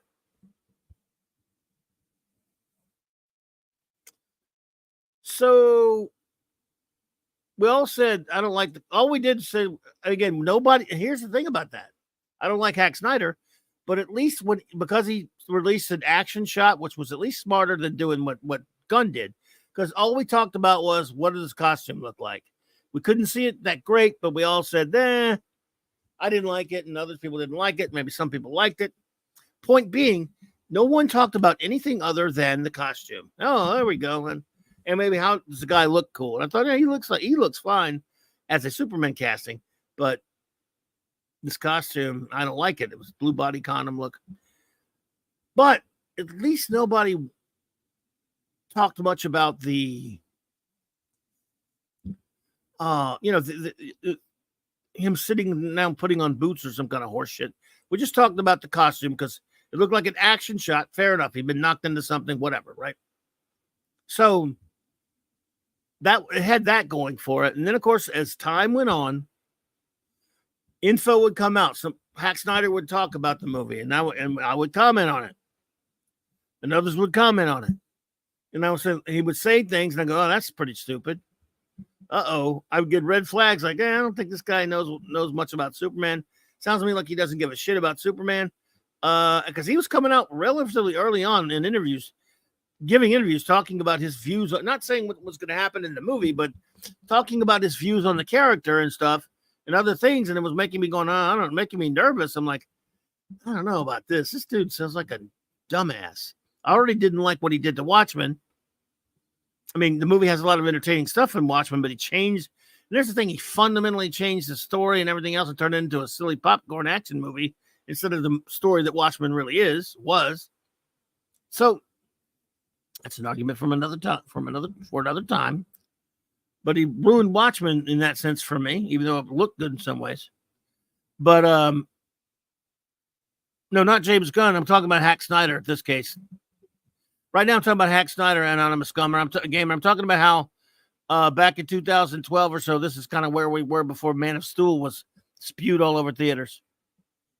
So, but I'll answer you, Ezra. Shalom, my friend. Good to see you. He says, what is my opinion of Mark Hamill appearing at the White House? Well, I won't get super political on you. I think it was disgusting and foolish and idiotic. It's not good for these actors to alienate part of their audience. He certainly has the freedom to do whatever he wants. I think he's an imbecile from way back. I don't like him. And not just because I disagree with him, because of the way he treats people who not because I disagree with him, which I do. My problem is the way he treats those who disagree with him about politics and stuff. So I think he's a tool. I think it's nothing surprising about him going kissing ass at the White House. But it's pretty loathsome in my opinion. That said, he can do whatever he wants. Let's see. But I don't do politics on the channel much, but that I can tell you that I don't like it, nor do I have any time for him anyway, because he's a puke bag, in my opinion. Ezra Goldstein also says one other question, Clobby. I know I have to ask this question before. Oh, you have asked it before, yes. But are you going to watch this iteration of Doctor Who? Well, Ezra, I'll tell you. It's a good question. I love Doctor Who so much, but it's been destroyed so long ago. I guess I could probably watch it with the same effect of watching a train wreck and just laugh at it If I have free access to it somewhere, which I think I do because I have those codes that Disney crap. I don't know. I don't know if I'll be able to resist watching seeing how terrible it is. So my question to you, Ezra, are you going to? Because I probably might watch the first one and I don't know how much I can take of it. But I'll tell you this. This goes back to something I said with regards to the 2009 Jar Jar Abrams filth-infested piece of garbage fake Star Trek movie that was just beating on the corpse of Star Trek, and it wasn't real Star Trek to me. Any of you who've ever seen the film Shaun of the Dead? Bear with me here. There's a scene in Shaun of the Dead where Shaun and his buddy played by Nick Frost. Remember at the end, spoiler alert, 5, 4, 3, 2, 1, spoiler if you haven't seen the movie. At the end, his buddy, played by Nick Frost, got bit by a zombie, and of course he died and turned into a zombie. And he loved his friend. They always had the best of times. And eventually everything was cleared off after he'd already died. He died, and everything was cleared off, and everything went back to normal, relatively speaking. And so we have a scene where Shaun and his new girlfriend are at his house. Everything's hunky-dory. Then he decides to go out into the backyard, out to the back shed.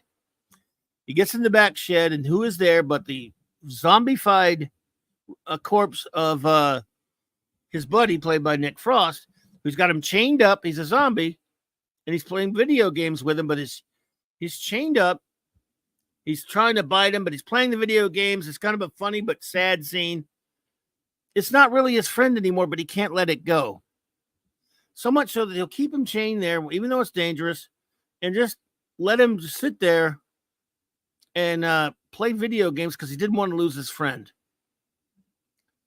That's what, in my opinion, people who cling to the corpseified remains of Star Trek, Star Wars, Doctor Who, and will pay and money into it and watch shit that's been destroyed. Because I'm talking about the people who suck on the corporate teat and will accept any old Drek called Trek, anything called Doctor Who, anything Star Wars. They'll accept it and they'll defend it. They'll say, "Oh no, that's the people who watch STD and P Hard and Strangledude Worms and all that stuff." They can't let it go. They will watch anything with the Trek label, and they're terribly indiscriminate just to keep that corpse alive because they can't understand. Unfortunately, in life, things like people change and they die. They wither and they die. And unfortunately, it's just like, it'd be like if he's hanging onto that corpse because that rare disease that created the zombies animates the dead corpse of his friend, but it's not his friend anymore. His friend's gone. It's not in there. He's just an animated corpse. And that's what the Star Trek franchise is now. That's what Star Wars is now. And that's what Doctor Who is. It is an animated corpse. So anything they watch now, you're not watching Doctor Who anymore. You can call it. They can call it whatever they want because they're a corporation. They have no scruples. They have no decency. They're going to suck it dry. And when fans complain, well, we're all a bunch of islamophobes and all that stuff. So they hate us. And idiots like Russell T. Davies, who I had problems with since the beginning, even though I've liked some of his early revival and didn't like all of it. Scum like that, even Stephen Moffat, who I've liked some of his stuff and hate some of his stuff. He's just as bad as the rest of them. He's in there with them. I've decided as a Doctor Who fan, Ezra, look, I think Peter Capaldi was a terrific actor, but I never liked the way that he was written for.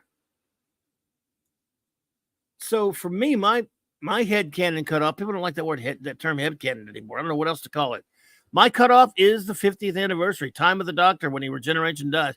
And even though that wasn't very good, and that creature that took over after him was some other thing that thought he was the Doctor, but never really acted like the Doctor very much.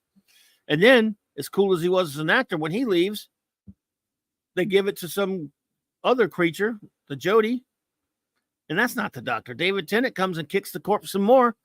It's just a big corpse now. And now Ncuti Gatwa is going to just another kicking of the corpse. Like the Timeless Child was another just dragging out the corpses of Doctor Who. But it's not Doctor Who. Obviously, there's nothing we can do about it because a big An evil corporation owns it, and a bunch of scumbags who don't love it like we do control it. And that's a sad thing in life. The things we love, if you are a geek who happens to love IPs, which are, things created by others that produce entertainment for us that we enjoy, be it books, be it movies, comics, or whatever, are always owned by somebody that doesn't give a shit about them. Always. And we have nothing. We don't get a say in it. We just don't. Even and there was a time you thought we would because we were the consumer. We were the customer, but they don't. That only works if that business treats their customers like customers. In most businesses in the real world, they do. But Hollywood and entertainment, they don't treat customers like customers. They don't care. They don't want you. Some of them don't even want money. I mean, I don't know why, but they don't want money. The idiots and the scumbags who make Doctor Who don't want money. They've got Disney money, and Disney don't want money because they've got, I don't know what the hell they've got. Nobody, they don't want money anymore. They don't care if they please us. They're all a bunch of corpses running around with the names Doctor Who, Star Trek, Star Wars, Lord of the Rings, or whatever it happens to be that you love and that has been destroyed. And there are many of them. It's just the way it is. Quag says, I'm not watching the new Doctor Who as Doctor Who ended years ago. Yes, they are just walking around wearing the skin of the old series. That's right. It's morbid at this point. Thank you. Could not be reached. They just, your Muslim uncle says, actually, Clobberin Times, I feel like it looks like it could be AI generated and he's totally trolling, but what words did he use to generate it? If you're talking about that Superman pic, it's been verified that he put it up there. It's his. Ezra says, no, I will not be watching Doctor Who, in quotations, I don't blame you, because for one thing, I don't have Disney Plus, big loss, nor do I want it. Plus, I don't want to taint my memories of True Who, Doctor Who. Well, good for you. I don't blame you one bit. Don't do it. I mean, like I say, it won't taint him for me because I've compartmentalized to say anytime I want to go by and watch my real Who, I have them all and I've got them, so I can go watch it. If I want to go watch any real Star Trek, I can do it, or even the original Star Wars movies, I can do it. And as much as they've done horrible things to these things, I can watch them and just kind of blot out. I mean, it's not necessarily always that easy, but blot out the shit trash that they've done to in the modern day and still love the old stuff. And yeah, and then just kind of mourn them. I mean, it's all you can do, really. John Platt says, it wouldn't bother me watching that Dr. Pooh being played by wants to twerk and sing instead of play the role of the way the Doctor is meant to be, played as a time-traveling fighting alien. Yeah, well, yeah, John Platt, it's filth. It's not, I mean, and again, they're going out of their way to attack people. They're not even, this is not even subtle anymore. The thing is, Anonymous Gamer, you can't vote with your wallet anymore because they don't care. You could, hey, Sentai Ranger Donnie, what's up, buddy? You can't, the old vote with your wallet thing only works with sanity, with the corner store, drugstore, or the corner, any business, and an ordinary business run by an individuals that have a bottom line to reach, and they want your business. Doesn't even work with corporations anymore, really. But voting with your wallet's a good statement. But I mean, when it comes to Hollywood, voting your wallet don't mean shit. If you go see their movie, they get $10, $20, whatever, and that means nothing. If you go to a movie and see it at the theater, for example, Disney doesn't give a shit. But the theater at least did okay. And if you don't go see their movie, I mean, the uppity bucks at Disney don't give a shit yet anyway. Nothing I've seen has showed any evidence that they give a crap about whether you go see their garbage or not. Because they keep wasting money on stuff. Look at freaking, they're about to go back and they're reshooting more shit on that stupid Captain Falcon movie again. How much money are they going to have to waste on that thing? It's just they don't even do research anymore to think, do people want to watch this? They just think, oh, it's called Captain America. They'll go watch it. No, but I don't think they care. I'm not convinced that there's such a thing as voting with your wallet anymore. I'm not saying you should give them money. No, you shouldn't. But I'm just saying I don't think they even care anymore if you don't give them their money. It's fun. Don't get me wrong. It's funny to laugh at them when they lose their ass on a movie that came out and it bombs. I'm all for that. I'm just wondering if it doesn't need good anymore.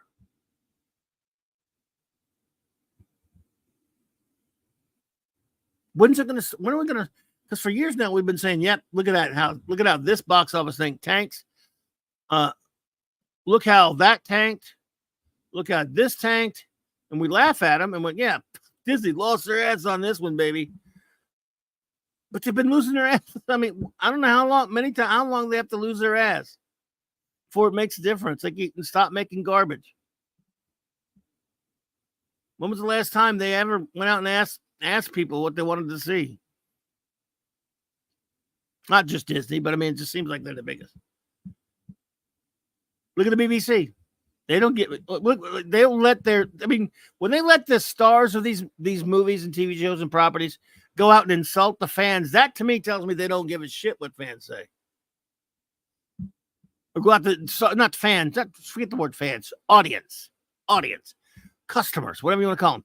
When they obviously don't give a shit, because if you owned a store and your employee was sitting in the front, and, insulting everybody and causing shit, and it's just being horrible to people walking in the door, in real life, that asshole gets fired by the boss. But not with these movies.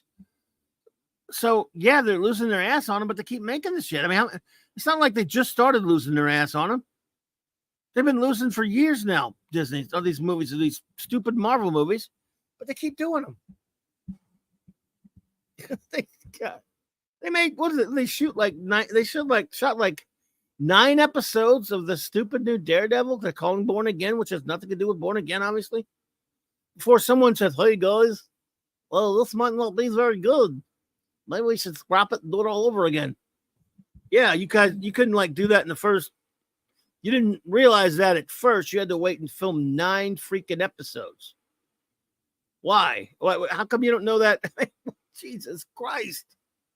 Not 3, 9. Not even 3 or 4. 9, man. It's or was it 8? Maybe it's 8. I don't know. I don't get it. How do you? So they scrap it all and said, maybe there's a reason why the Punisher guy wouldn't do the show for us. Let's call him and tell him he can be in it. We'll change it. Oh, maybe we shouldn't have killed off screen 2 of the characters people care about. Well, who? I want to know who we'll never know. I'd love to know who the guy is that walks in there. It can't be Feige. This is too smart for him. Maybe it is. Who walked onto the system? What are you guys doing? What do you mean, boss? I was just watching this shit you've been filming, and it sucks. This blows. This is not Law and Order. It's supposed to be a Daredevil show. What? He's not even put in the costume, they say, into like 5 episodes. Does he have any action? What is he doing in court all the time? In the old Netflix show, which was great, he was in court like 2 or 3 times, and they had some great tense moments in court, but it wasn't the show. They said it was some kind of procedural court drama. I'm like, yeah, that's what we want on a Daredevil, folks, right? Jesus. What is wrong with you people? But what I'm saying is, how smart are you? They let this go that long before someone realized it. Now they're reshooting it all. And there's going to be 19 episodes.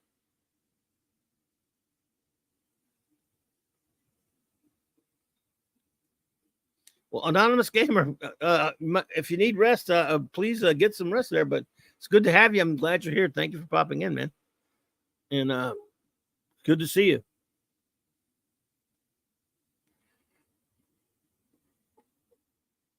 So I don't. And then the Captain America movie. No, the Captain Falcon movie. Sorry. Why is it true that I keep hearing some friends say, I don't know, because I don't have insiders, folks. I just don't do that. I don't comment on new stuff that much. I keep hearing some people saying that it might end up being they're reshooting things, and it might end up being Captain Carter. That is moronic. If it's, let's just say I don't know it's true. I don't know it's true. I'm not saying it's true. But obviously something's wrong because they're going back and reshooting it. They said they must have showed it to some test audiences. And maybe they realized that as cool as Anthony Mackie is and all that stuff, he's not Captain America. I don't know. But good God. If it's true that they're going to try to bring in Captain Carter, why do they think that's going to be any better? Holy shit. It's called Captain America, Brave New World. Nothing to do with Aldous Huxley, I guess. So, I don't know, man. Why does anyone think that's going to work? Well, if true, it might not be true. But if it's true, sorry, nobody wants to see that. Are you crazy? I mean, out of the two, I think people would rather see Falcon than her. She's hot and beautiful and all that kind of stuff, but I think people notice Falcon a little bit more. He's had more action in the movies. I don't think that'll help either way, though, to be honest. I'm not sure which would do better, but they both do like shit. So, I mean, you're doomed with that movie. Ezra says, Clobby, I've come to the conclusion that these creatives, quote, unquote, i.e. RTD, are destroying shows like Doctor Who on purpose. Seems like it. Why else would they continue to triple down on the decisions they continue to make? Well, you got me, partner. I don't know why, other than they like to, as long as they can tailor it to their agenda and make their little agenda messages, I guess. I don't know, buddy, but it could well be. John Platt said, did you watch WW Pros? WW Pro is a great guy, by the way. Been on there with him. He's a nice man. Latest Disney quarterly shareholder investor earnings call. I did not get to see that. No. He says dismal Disney share prices are at an all-time low, but Bob Iger is lying to them and fudging the numbers. Yeah, of course he is. Well, why wouldn't he? That's what I'm saying. They nothing's going to stop this. I mean, don't expect anytime soon that any of the franchises that you love will be fixed. If that's all I'm saying. And they don't adhere to normal human being business models that you and I would have to if we had a business or whatever. I've had one before a long time ago, but I mean, if you have one in the real world, well, you all know what I'm talking about. So anyway, it's a bunch of bullshit, and we don't know what's going to happen with all of our favorite franchises, but we do know it doesn't look good now, and got to take entertainment again. Like I said at the outset of the show tonight, I do at least mildly enjoy X-Men 97. There's some cool stuff in it, especially on that new episode, even though they did a dumb wokey woke thing. Hey, Dr. Coffin Nails, what's up, buddy? Says Clobby, do you agree that Crisis on Infinite Earths was done mainly because the writers couldn't keep it straight for the readers? Oh, well, if you're referring to the original maxi series from 1985, this one, if you're referring to that with Dr. Coffin Nails, I was talking about this because I've watched the two parts of this. They're doing 3 of them, but I've watched the 2 that are out so far. And it's nothing, it doesn't even close to resemble this. Full disclosure, aside from the wonderful George Perez, Jerry Ordway art, which I love, I don't like this story very much. It's not much of a story. It's better than these movies they're doing. But yes, what happened was Jeanette Kahn, who she was hired around like 75 or something like that, I believe. She did not have a comics publishing background. She came from magazine publishing. And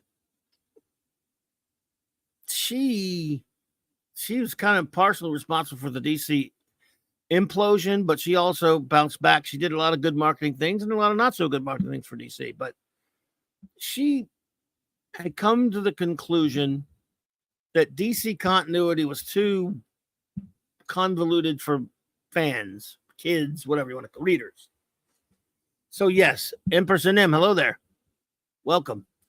She had decided in her infinite wisdom to streamline DC continuity.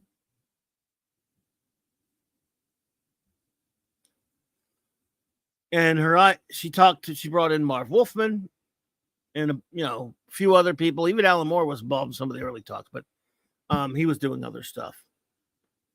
He had actually was one of the first choices to do Superman after this, but then Byrne got it. But they decided, she wanted there to be one Earth.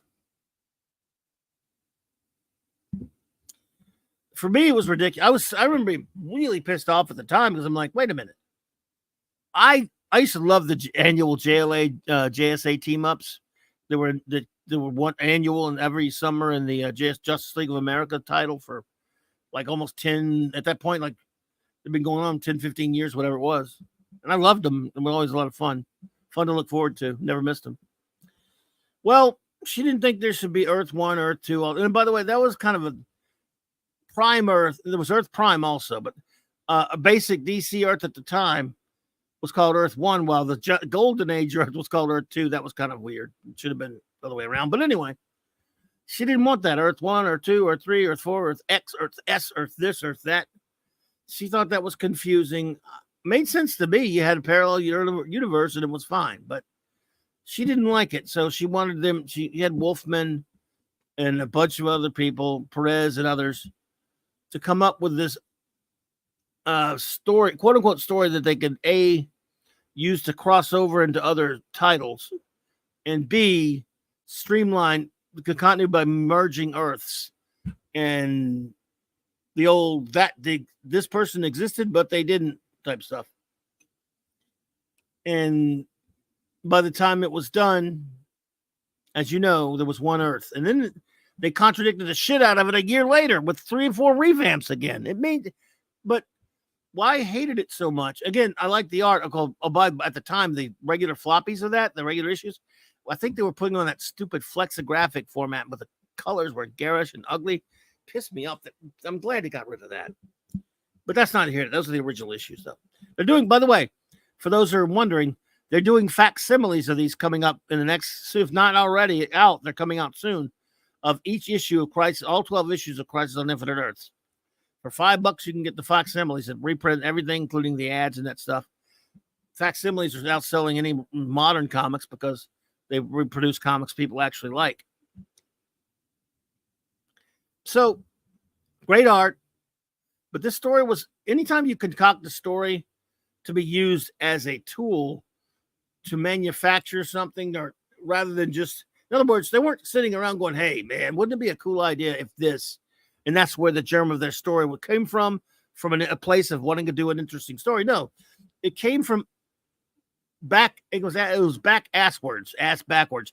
It came from the top, hey, we want you guys to do something with it, so do this. I want this done, go write a story around it.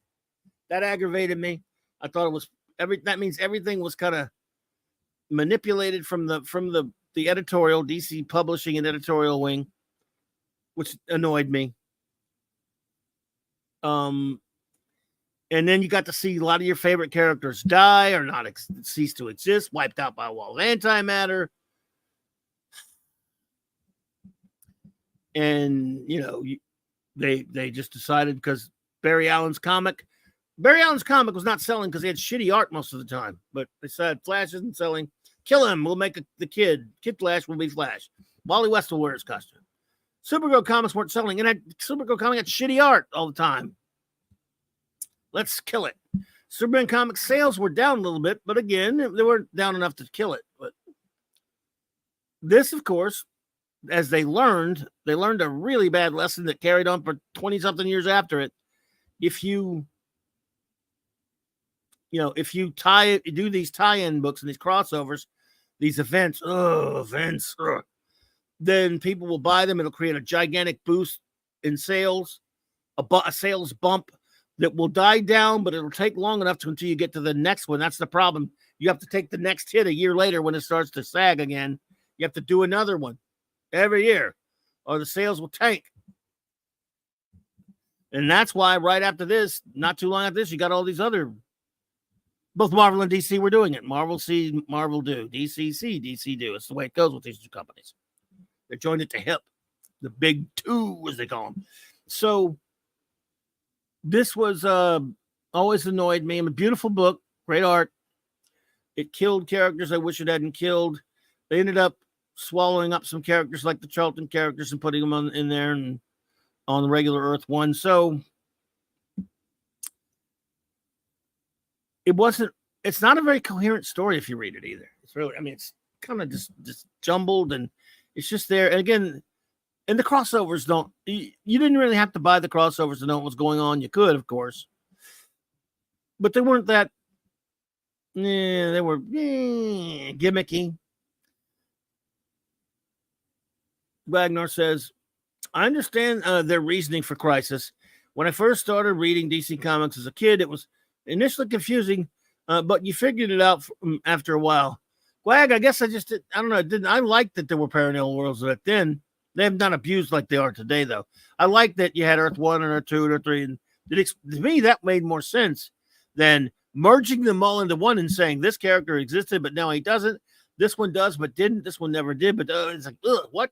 So now the Golden Age characters don't exist? Never existed? Oh, Jesus. I hated that. Now the Fawcett characters are suddenly on Earth 1. Now the Carlton characters are on Earth 1. It was really freaking annoying. Guess who's here? What's up, dude? Hello. Hey, sorry to be here. Welcome. How's it going? It's all right. Good to see you. Lurking for a bit. Had some work projects. I'm going to be away. So had to hope I don't get the agonizer, but we'll look into that. Yeah, maybe just the Wadi sticks. They don't look as painful. Supergirl was treated like shit and then killed off. Exactly, Dr. Coffin Nails.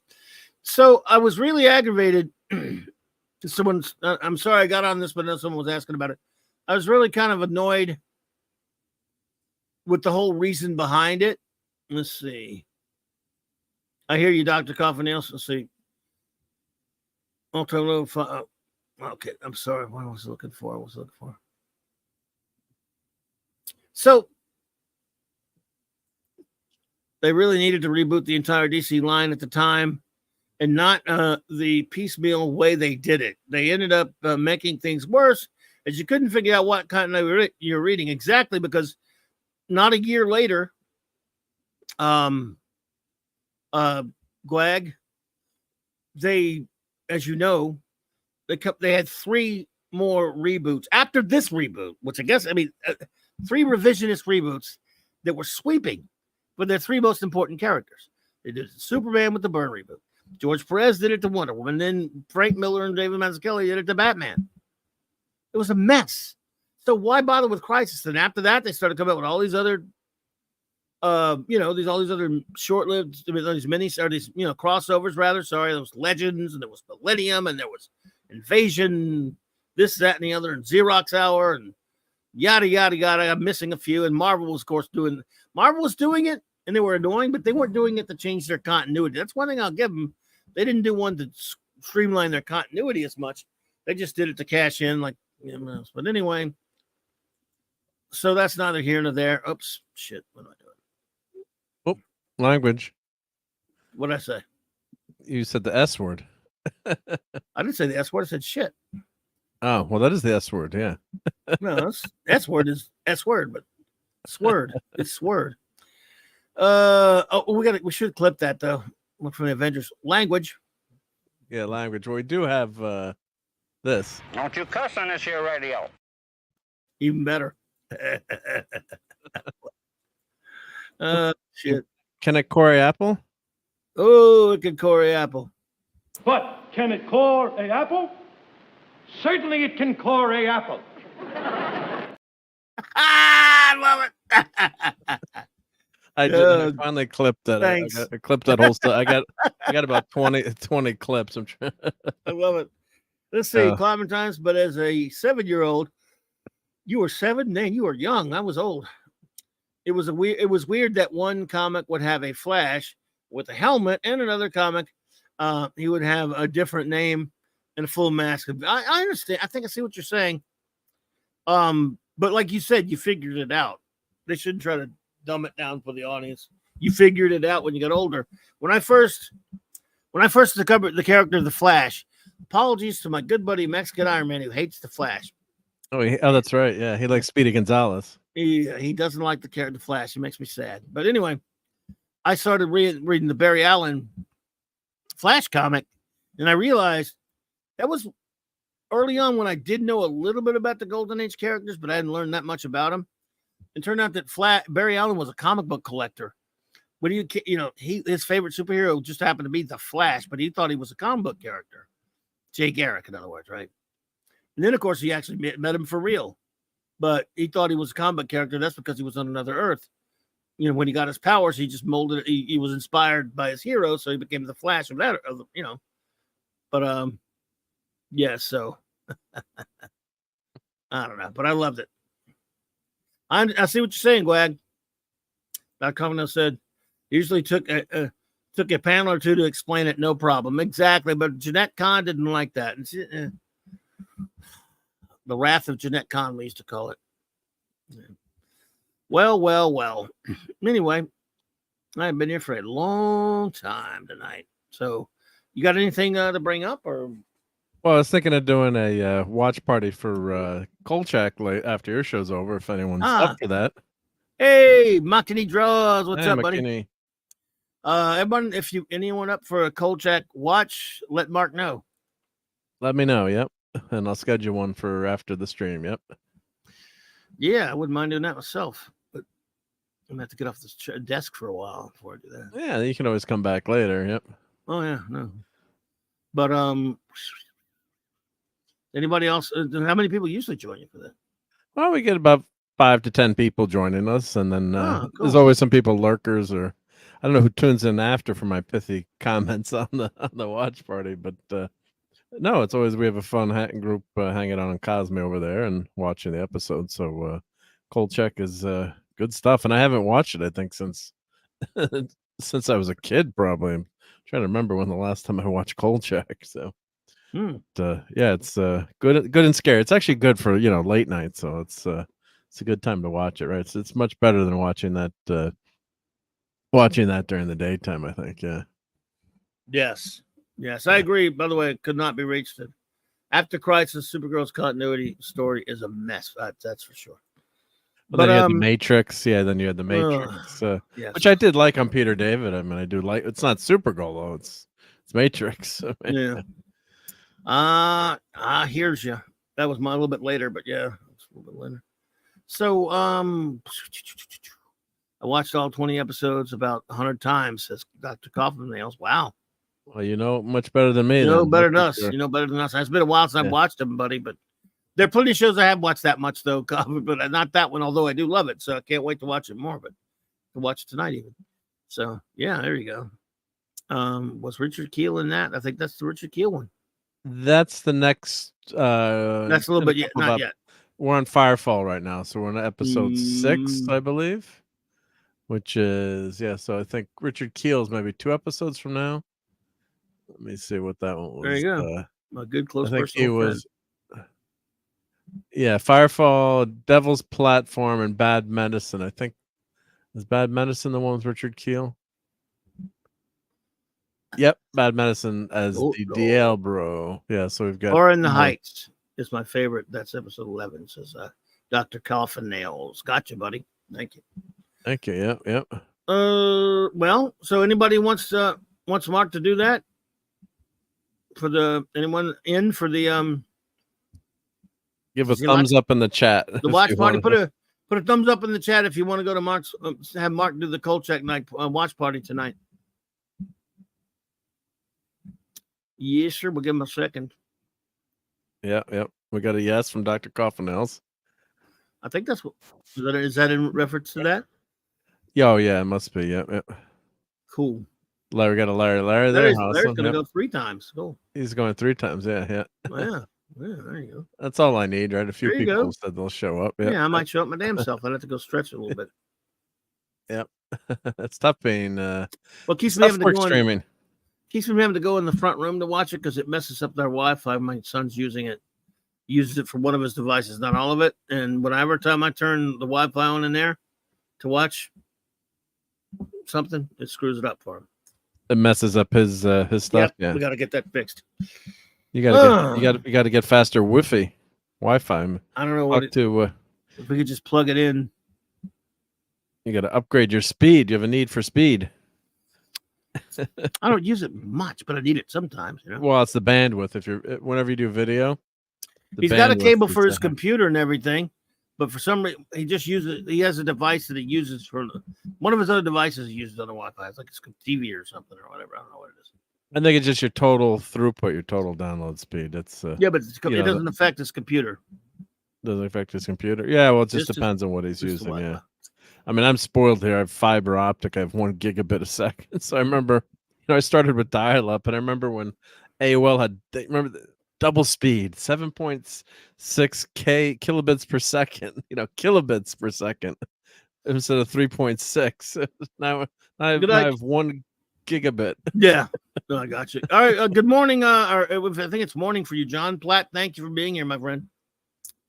So, well, there you go. Anything to announce other than that? You can put the link in the chat if you got it yet. Or did you? Yeah, well, let me do it now. Then I'll put the link in the chat. Yep. I will schedule it right now. What's a good time? 15 minutes, I guess. Or you're going off?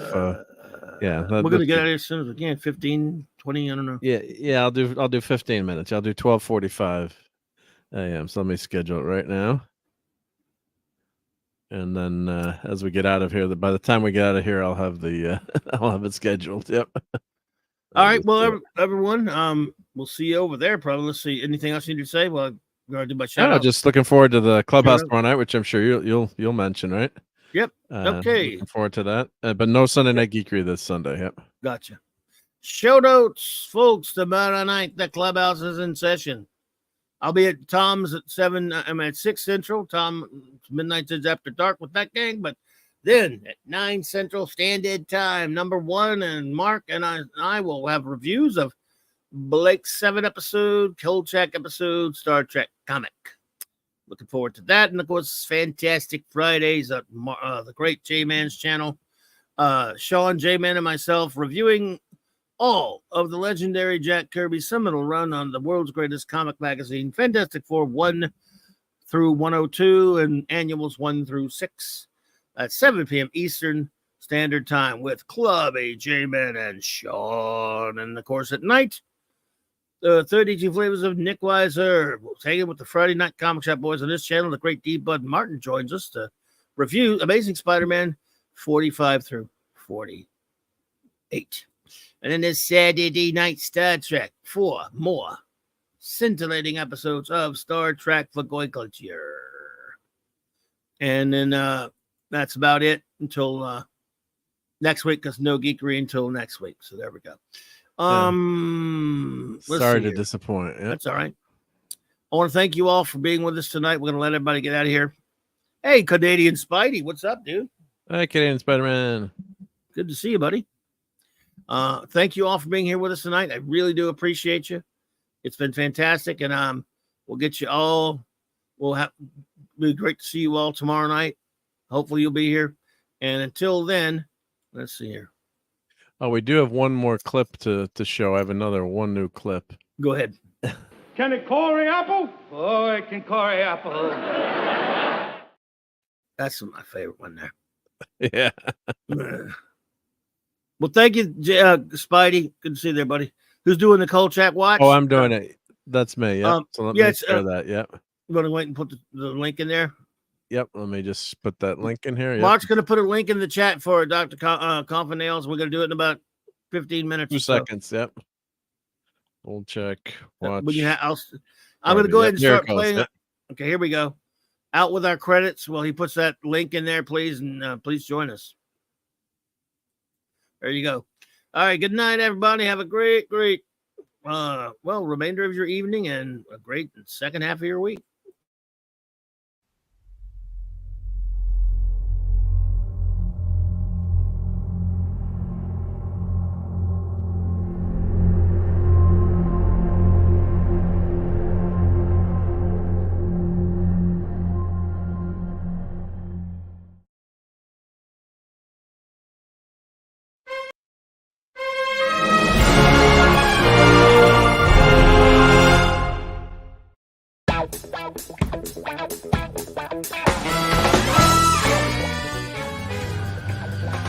Poker.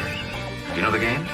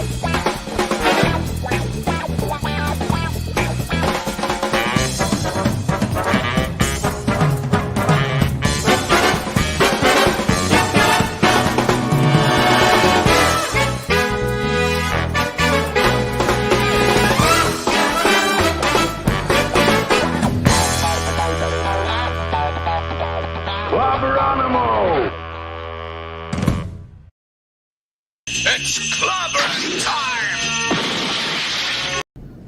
The word is given. Groovy. You have to set an example even in the face of stupidity.